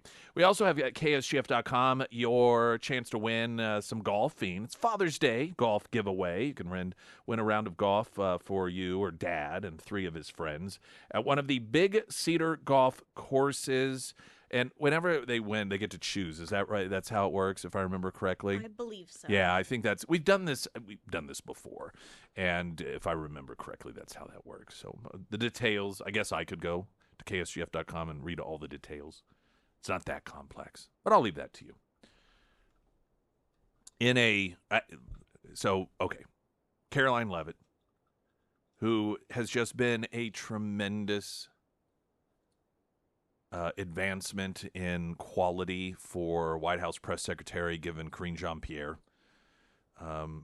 Jen Psaki was never great. Jen Psaki, by the way, her show on MSNBC is tanking. That whole network is going down.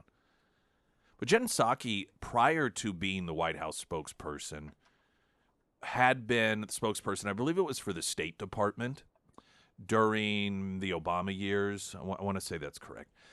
It was something in that capacity. And so she had the chops for it. I mean, she'd been through it, and actually a great testing ground because you're giving regular State Department press briefings. You're giving regular press briefings, but the world isn't watching, so the pressure isn't there. Journalists are there, and it really is a great opportunity to hone your skills because you do get asked, frankly, oftentimes more thought-provoking questions because the journalists that are there, they know, I mean, the cameras are there, but they know it's not like a White House press briefing. And so it's not a Jim Acosta situation where I'm here in order to make a point and to make myself big and to really show the Trump administration. It generally has journalists that are actually interested in asking meaningful questions. And so Jen Psaki had that sort of background, and she did okay. But, man, Karine Jean-Pierre ended up, in retrospect, making Jen Psaki look like the greatest press secretary ever in the history of mankind, just by juxtapositioning the two with one another. And then, of course, we've gotten back to class act from Karine Jean-Pierre to Caroline Levitt. It's just been a tremendous improvement. Now, here is about she's making news headlines, okay, and not for good reasons. Oh, no. Here's an exchange that I believe took place yesterday at a White House press briefing. Does the White House have a reaction to the results of the election? Yeah. Yes, we do. In fact, let me find it here for you. Could be somewhere in here. Okay. We do not, but I will get you on, Jeff. Go ahead. Thanks, Kelly. 2 questions on trade. All right. Now, that is gone viral with the left. Now, you're a normal person, so you hear that and you're like, well, okay. Somebody's asking, what's their official statement about this? Is the recent South Korean elections. And she's like, yeah, we do. And so she couldn't find it there. And so she said, well, I'll get it to you. And everybody kind of laughed, and she laughed. But here's the headline. Of course, this is Huffington Post, but cringe Caroline Levitt clip perfectly sums up Trump's White House, says critics. By the way, she's not the only one that I've seen the left try to use cringe on. It's sad. It's very sad. They are in the cringe trap and they can't get out of it. And so now they're trying to do the thing that they did with the weird thing, where they were really weird and they knew people thought they were weird. So they tried to say, no, JD Vance is weird. And these are just weird people. Now they're trying it with the cringe thing. If they tell you, no, we're not cringe, they're cringe, then you're just, I guess somehow going to not see them as cringe any longer, but instead see Republicans as cringe. And so the article, and this is how it reads: a moment from White House Press Secretary Caroline Levitt's Tuesday briefing is going viral, with critics saying it perfectly encapsulates the Trump White House's approach to foreign affairs. Levitt was asked if the White House had a response to the presidential election in South Korea, where liberal candidate Lee Jae-myung defeated conservative Kim Moon-soo. Quote, yes, we do. In fact, let me find it here for you, she said, flipping through a binder, saying, well, it should be here somewhere. After a pause, more shuffling, she added, well, we do not. She laughed awkwardly and said, she didn't laugh awkwardly. You know what? She laughed like a normal person. She laughed like a normal person. Do you have that? She's like, yeah, I got it here. Oh, actually, I don't, but I'll get it for you. Don't worry. That's not awkward. That's normal. The left has become so awkward and so artificial that they don't even recognize natural interaction any longer. The clip quickly gained traction on social media. Critics said it showcased the Trump administration's lack of preparation and attention to world events. Oh, man. And in particular, after Karine Jean-Pierre would come out with a 5-foot binder, and she would flip through it sometimes for what seemed like 5 minutes at a time. It is total and complete desperation. And just, again, this is why people, when they look at the Democrat Party and they look at the media, like, are you serious? Are you serious? Yes, they are. I mean, they're not. But for them, they are. Latest news update.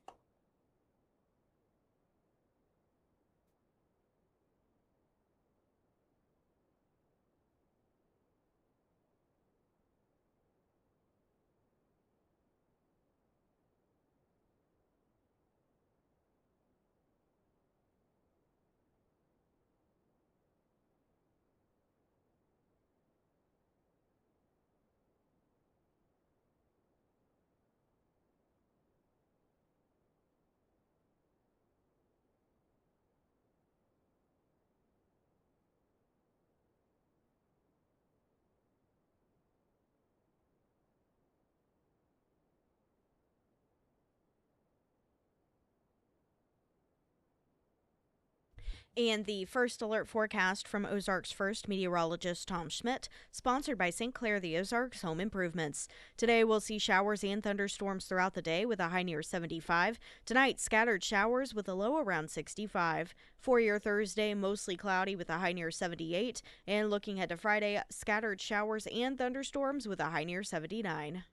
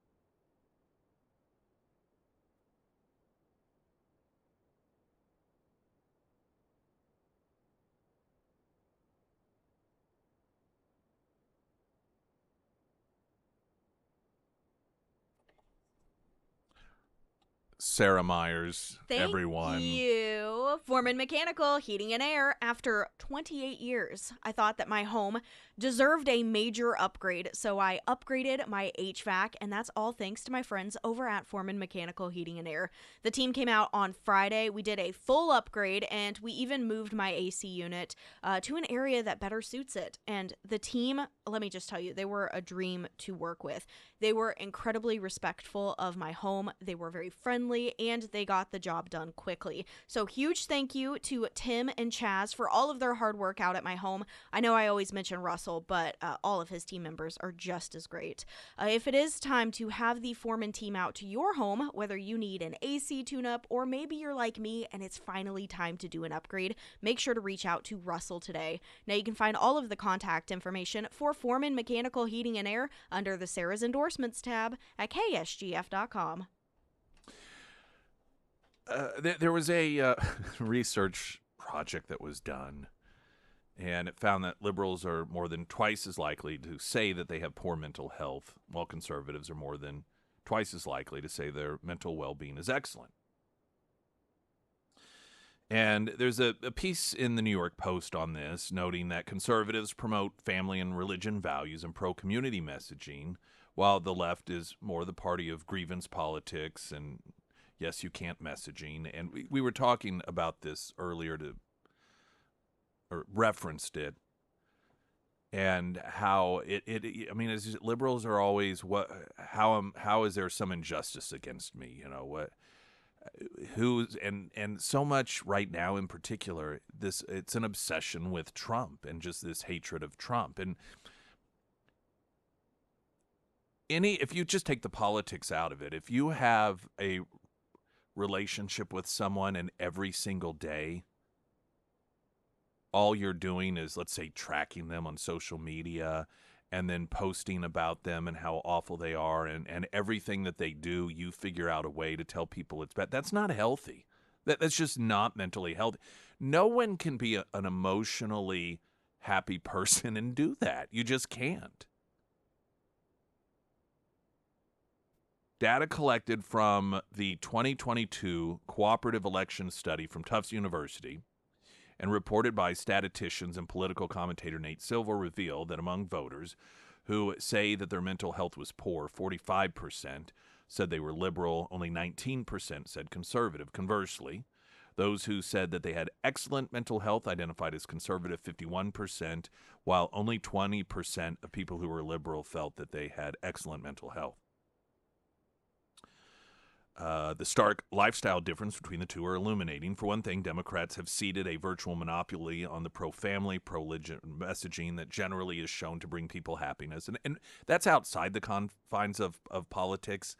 Having that tight-knit social circle of family or a religious community that's not a grievance religion has just generally shown an overall baseline of happiness. And when you are part of a political party that rejects that stuff, I mean, the caveat being Islam, which tends to oftentimes produce activists that are not necessarily seen as being the most happy and positive individuals.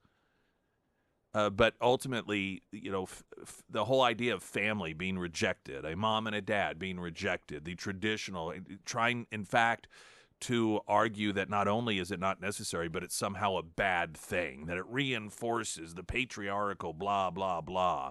And everything is just negative. But the things that tend to give human beings that baseline of happiness, the Democrat Party has ultimately rejected and they fight against. And so this really, I don't think this is necessarily a surprise. I don't know that to people on the left, I don't know, I think oftentimes they perhaps even recognize that they're miserable. Now, they will oftentimes conflate the deep-seated reasons that they're actually miserable with things that they just don't like. So they'll say, well, of course I'm miserable. Look what Trump is doing to the country. But they were miserable when Biden was president. They were miserable when Obama was president. I mean, they're just never, no matter what the situation is, they are always miserable. And so, but they will tell themselves, well, it's because of this or because of that, as a way, I believe, of avoiding the real, true fundamental issues as to why it is that they are unhappy. And, the numbers bear it out. 86% of conservatives identify with a religion. Obviously, you get sort of the opposite end of the spectrum with people on the left. Earlier, we talked about David Mamet, who is a former liberal, playwright, and he was famously liberal, and he at some point became conservative. And essentially, he wrote a piece once that one of the left-wing periodicals, and it essentially was all about how I went from, I think he said, brain-dead liberal to a conservative. And it really was about him just self-reflecting and trying to figure out, why am I angry? Why am I miserable? And just thinking about these things and challenging himself. And he realized that ultimately liberalism is miserable, and that really, when he changed his mindset and got a better understanding of life and things, conservative. But he talked about, as a former liberal, the denial, that liberals are just in denial about things all the time, and they're always chasing these sort of fantasies. And, whether it's denying that a boy is a boy and a girl is a girl, or denying that Trump isn't a Hitler.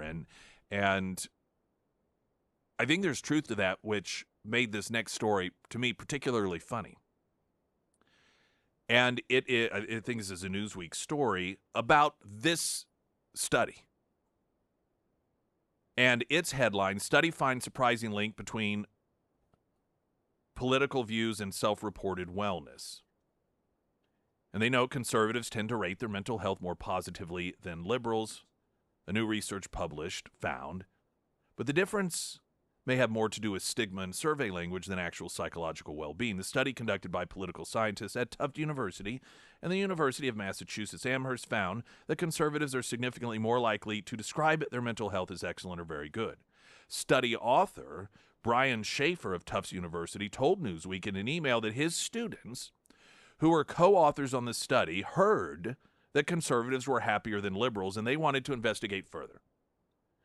So what he says is here, I had these students, they're presumably liberal, they essentially did not believe this. They wanted to do the study themselves. He said, quote, "They were inspired to work on this study based on research they had read in another class, which showed evidence conservatives were happier and had fewer mental health issues than liberals. They weren't so sure they fully believed the claim, and they wanted to see how much stigmatization mattered. And so they decided to do their own study, and they found that their results were the same." But thinking about what David Mamet said about how part of the reason liberals are inherently unhappy is because they're in denial about reality, is the co-author of the study denies the results of the second study. So he and kind of a left winger, and the article explains, his students, they didn't believe these studies, so they wanted to do their own. So they did their own, but then they go about explaining why you can't believe their own study. They're in denial. The study found that conservatives rate themselves higher on personality and attitude measures like religiosity, marital status, and patriotism, all of which are associated with better mental health. Yet when researchers substituted the term overall mood for mental health in survey questions, that gap disappeared. This discrepancy may be explained by conservatives' greater discomfort with the term mental health, which has become politicized and stigmatized in right-leaning circles.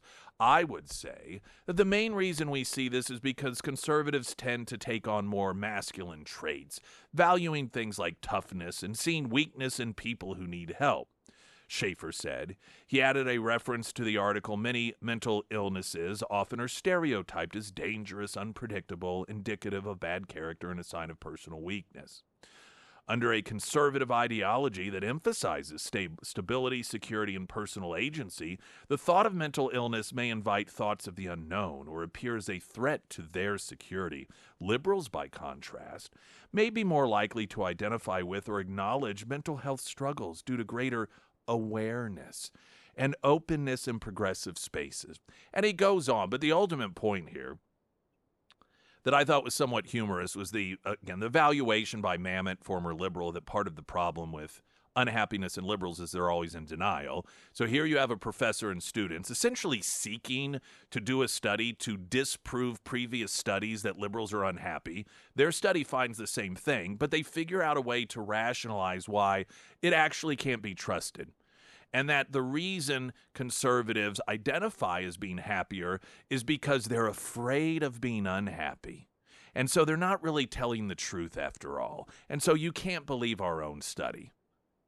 All of that really, I think, is a perfect summation of what it means to be somebody on the left. Springfield's Talk 1041, I'm Nick Reed.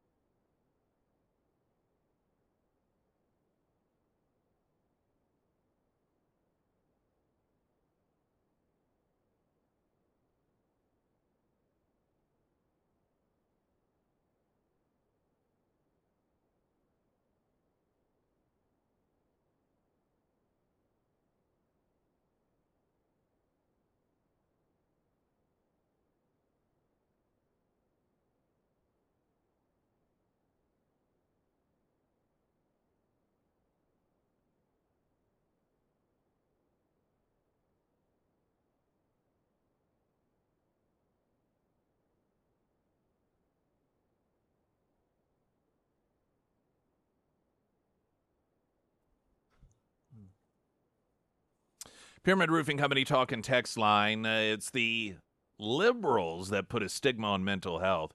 I did always feel that there was a contradiction, and it not just with the left, but it did cross the political spectrum. On one hand, we embark culturally on this endeavor to destigmatize mental health issues. But then on the other hand, every time there's some sort of psycho that carries out a mass shooting, what do they say? Mental health is the reason. Well, we need more money spent on mental health, mental health, mental health. And I always thought, I don't know, that just seemed like a bit of a contradiction to me. I'm not saying there's not some truth to that, obviously, but I think part of it is we have such a broad umbrella that covers, quote, mental health today, but it just always has come across as this contradiction where mental health, we need to destigmatize it. Having mental health issues is not something that we should be ashamed of. And then, a guy shoots up a school and well, that's because of mental health issues. If we had fixed his okay. So seems like we're stigmatizing mental health if we label school shooters as having mental health issues, which of course they clearly do. But these are the things that roll around in my head. A traffic update now.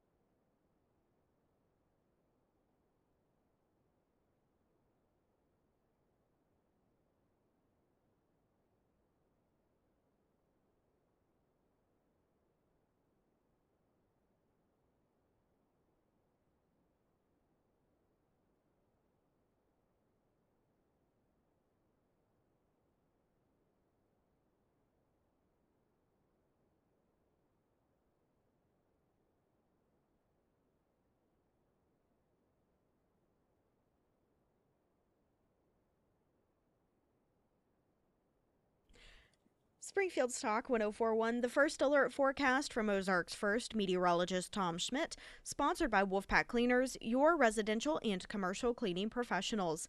Today we'll see showers and thunderstorms throughout the day with a high near 75. Tonight, scattered showers with a low around 65. For your Thursday, mostly cloudy with a high near 78. And looking ahead to Friday, scattered showers and thunderstorms with a high near 79.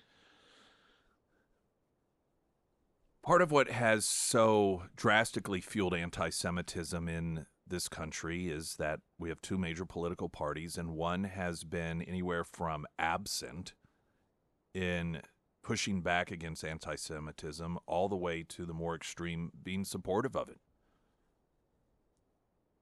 When you have elected officials like Ilhan Omar that are unapologetically anti-Semitic, and the defense of thousands of students running Jews off of campus while, chanting for an intifada and from the river to the sea and saying, well, that's just freedom of speech, and so we don't have a problem with it.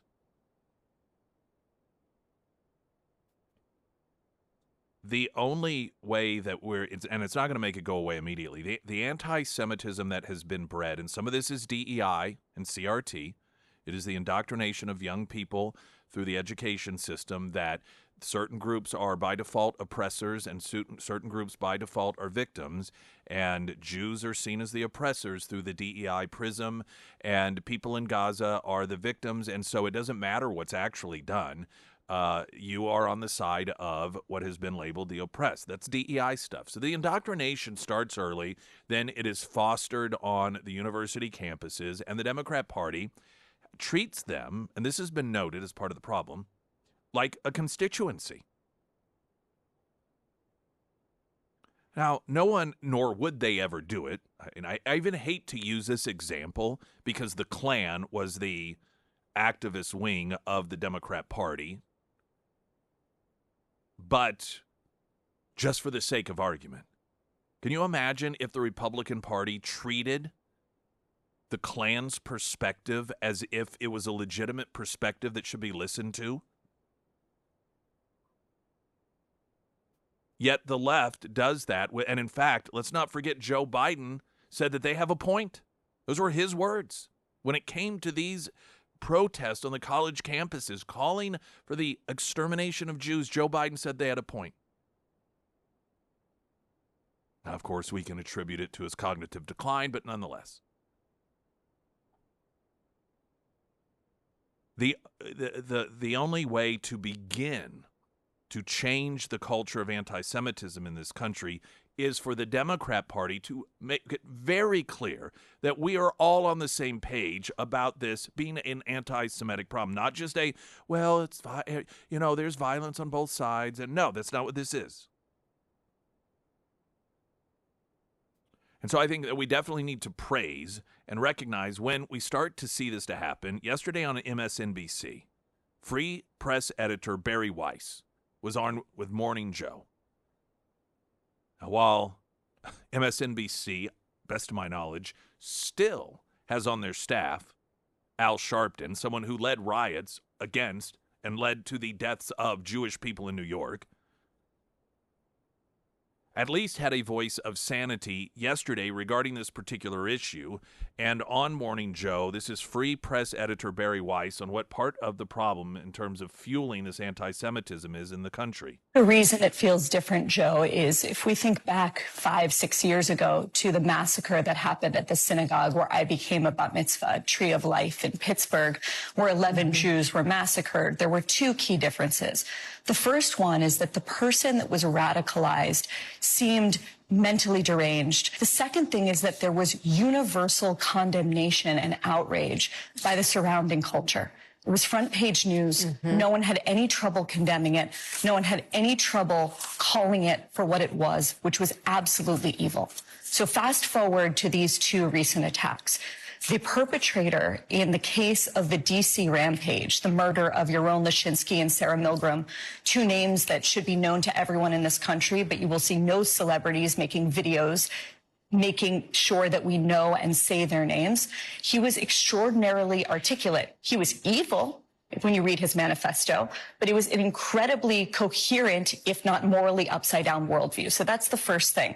He was radicalized by a movement that has created a permission structure for violence and the hunting of publicly recognized Jews in this country. The second thing is the unbelievable silence of the surrounding culture, and if not silence, open glorification on the part of some leftist groups that are celebrating this attack. That is the core difference that we've seen over the span of those 5 or 6 years. And I think one of the things that's been so alarming to watch in this country is that since October 7th, the open anti-Semitism in this country has become more profound, not less. And I think it's profoundly unfortunate that people do not understand the history and do not understand that what begins with Jews does not end with Jews. Fundamentally, what this is about is an attack on the rule of law, attack on the idea that individuals, minorities in this country should be safe, and fundamentally an attack on the West and on America itself. What starts with the Jews doesn't end with the Jews. And the lesson of history, unfortunately, is people often don't realize that until it's too late. Now, this is a step in the right direction, and hopefully more people will begin to openly acknowledge, particularly on networks like MSNBC, where they're all leftists, that the difference between the days which we did not have this problem in this country versus the day in which we do have these problems in this country is that the left is not only accepting of it, but as she noted, glorifies it in many cases. This is not this isn't political. It is political. It has become political, and it shouldn't be political. But given that the Democrat Party has viewed these activists as being a constituency in which they need to cater to, or at least in some capacity weigh their existence in their political decision-making, which we saw on a profound level when Kamala Harris did not pick Governor Shapiro of Pennsylvania because he was Jewish as her vice presidential running mate. I mean, when you're making those sorts of massive decisions because you view the anti-Semitism within your party as a constituency, that is a real problem. And hopefully there will be more and more people on the left that are willing to talk, who will recognize, because this is a real defining moment for the Democrat Party. Which direction are you going to go? Because here's the thing that the Democrat Party is, I think, grappling with. You cannot coexist with these people because they do not want coexistence. This is part of the problem that Israel has had with Hamas and these, people all this time, is that there is no coexisting with them. It is their way or you die. It is their way or you go away. And so for the Democrat Party to think that that particular ideology is an ideology that they can have active and happy within their organization while at the same time catering to people who have diverse perspectives from those extremists that are anti-Semitic on the left, it is in total defiance of reality and history. And the Democrat Party is going to have to do one of two things. It is either going to have to take a very, very, very strong, unquestionable, constant cultural position when it comes to this issue, to the point that the Ilhan Omars and the Ocasio-Cortezes and these other openly anti-Jewish members of Congress reject the Democrat Party and declare it to be an enemy. Or the Democrat Party, either that's the direction that they're going to go, or they are going to be run by the Ilhan Omars and the anti-Semitic extremists, and that is going to unfortunately spread to where they've got a cultural base, or the anti-Semitism has a political base in this country right now. And as long as that continues to exist, these problems, as I've been saying this for going on years now, are not going to get better. They're only going to get worse. Springfield's Talk 104.1, I'm Nick Reed.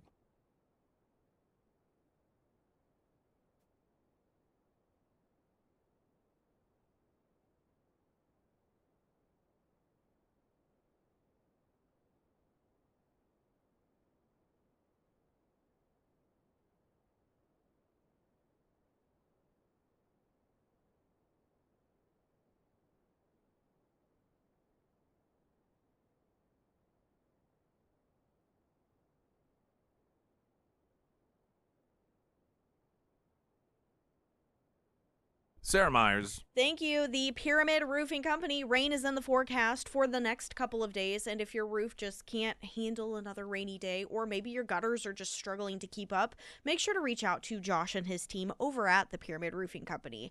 The Pyramid team, they offer emergency tarping services if you find yourself in an emergency situation.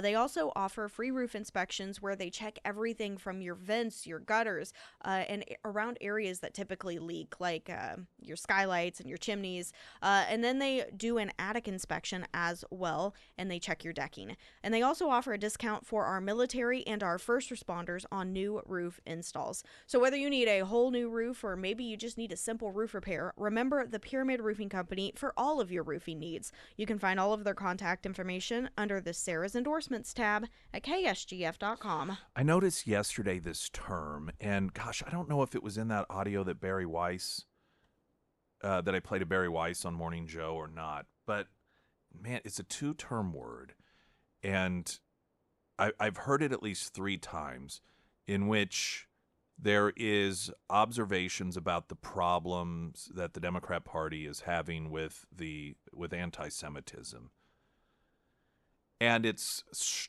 what was it called? Structural permission, I think, is what it was. That these anti-Semitism has benefited from structural permission, or some terminology that, and I could be wrong on the exact verbiage here, but the fact that I heard it 3 times in one day, a couple times from liberals, told me, okay, this is a new term that is a deliberate term that has essentially at some point been launched, because to hear this new terminology 3 times that I caught in one day tells me that this is a deliberate, okay, here's a new term to use. And anytime there's a new term to use from the left, there's a reason for it. And again, it either had the word structural in it, or it was something that suggested structure. And what I think that this may be is the left, they're acknowledging that anti-Semitism is a problem within their party. I think that they are getting to the point they realize they cannot deny that any longer. And utilizing a term that suggests that it's part of a structure absolves them as people. And this really isn't uncommon when it comes to screw-ups by the left. Out in California, the debacle, of course, in dealing with the fires. When it comes to holding people accountable, oh no, we're going to have a study to see, what processes need to be. It's always about, well, it's not that we did anything wrong. It's the system is wrong. We have to change the system. Oh, no. It's not that we're bad leadership that make poor decisions. It's that the system that's put in place is broken. But don't worry, we'll study it and figure it out.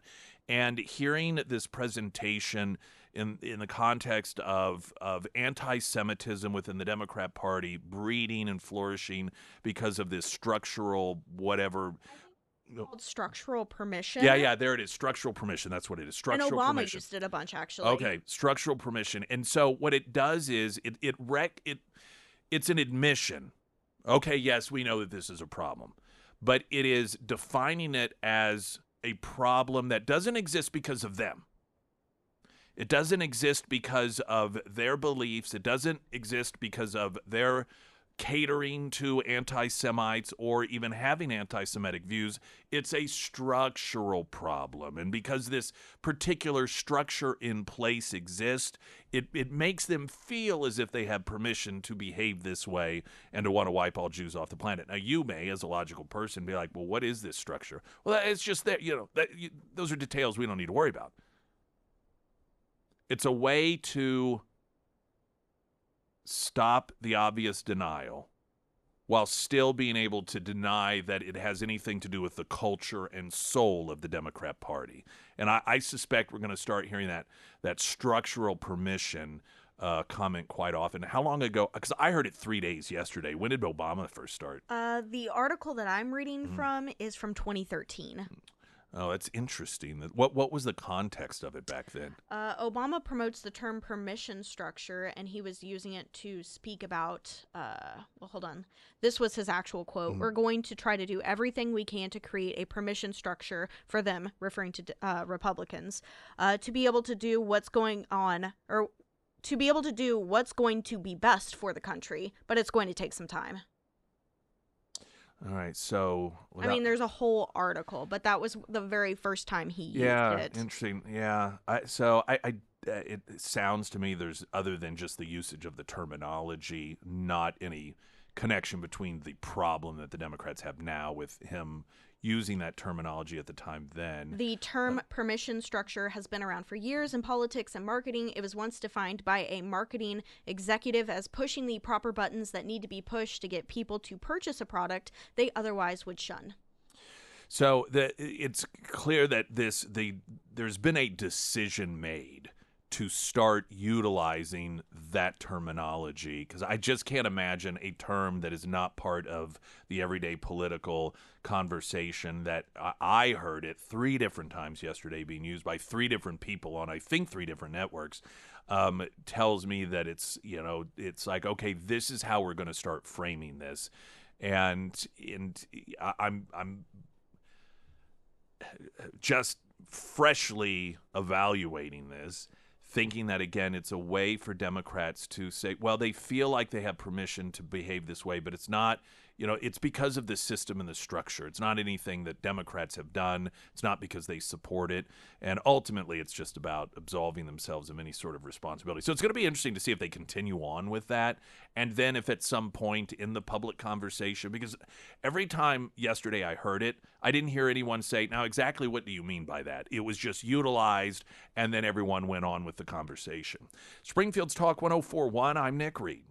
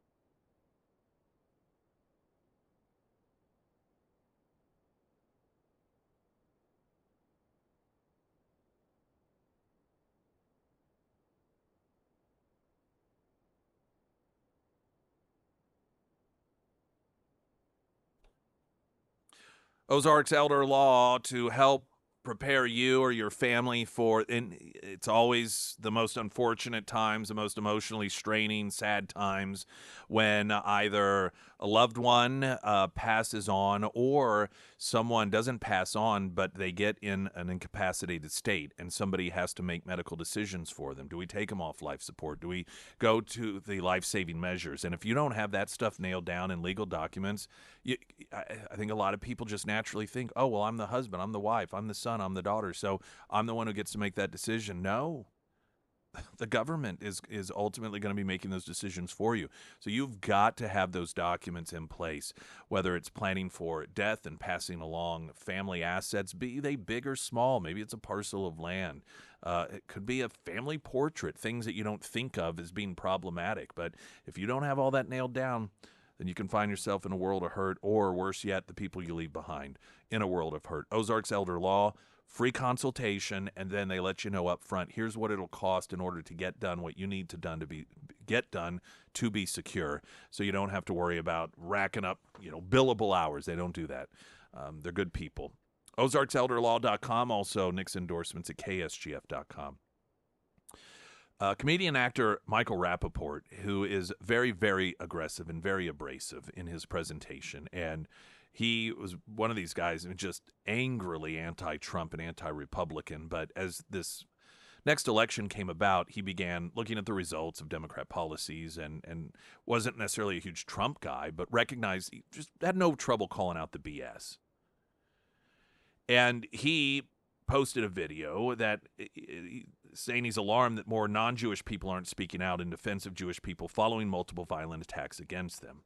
In the latest episode of his podcast, he warned fellow Jewish people to keep on guard, over the rising anti-Semitism, anti-Semitic violence in the country, as other people don't seem to be rushing to their defense, saying, I'm telling you something, Jewish people, the cavalry ain't coming. The cavalry is not coming for us. They don't give a blank. Now, there are people that clearly do.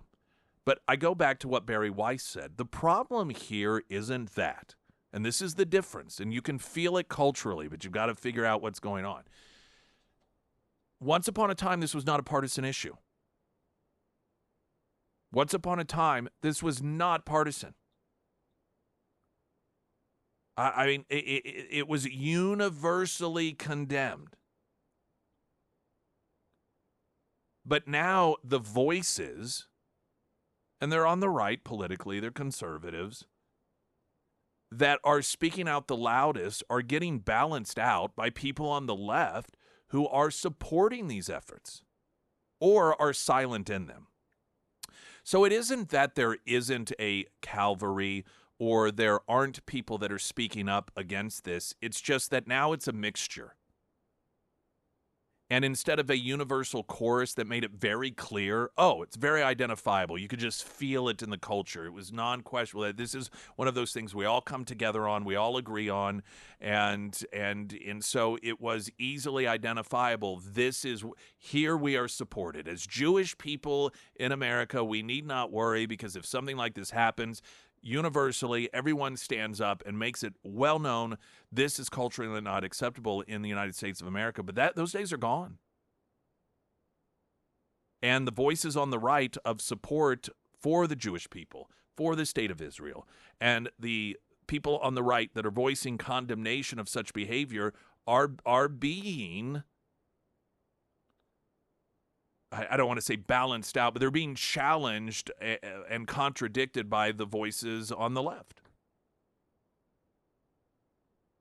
And that's where it becomes very palpable, and what Rappaport is referencing here, to the fact that the environment is not the same as it once was in this country for Jewish people. Kudos to Washington Post. They admitted yesterday that their report that Israeli soldiers killed dozens of civilians in Gaza, that they couldn't actually verify it. Now, that's the sort of thing, I mean, okay. Good for them for admitting that. But that's the sort of thing that you think about beforehand. And when you can't confirm information coming from terrorists that have consistently demonstrated that they lie for propaganda purposes, maybe you don't write the story in the first place. How about that? How about you verify first, and then if you aren't able to verify it, you don't write the story, or even better yet, write a story about how Hamas is spreading disinformation about Israeli soldiers killing innocent civilians, and how it is consistent with the way that Hamas operates, utilizing the media and some people in a public forum to spread disinformation. That would be a great story.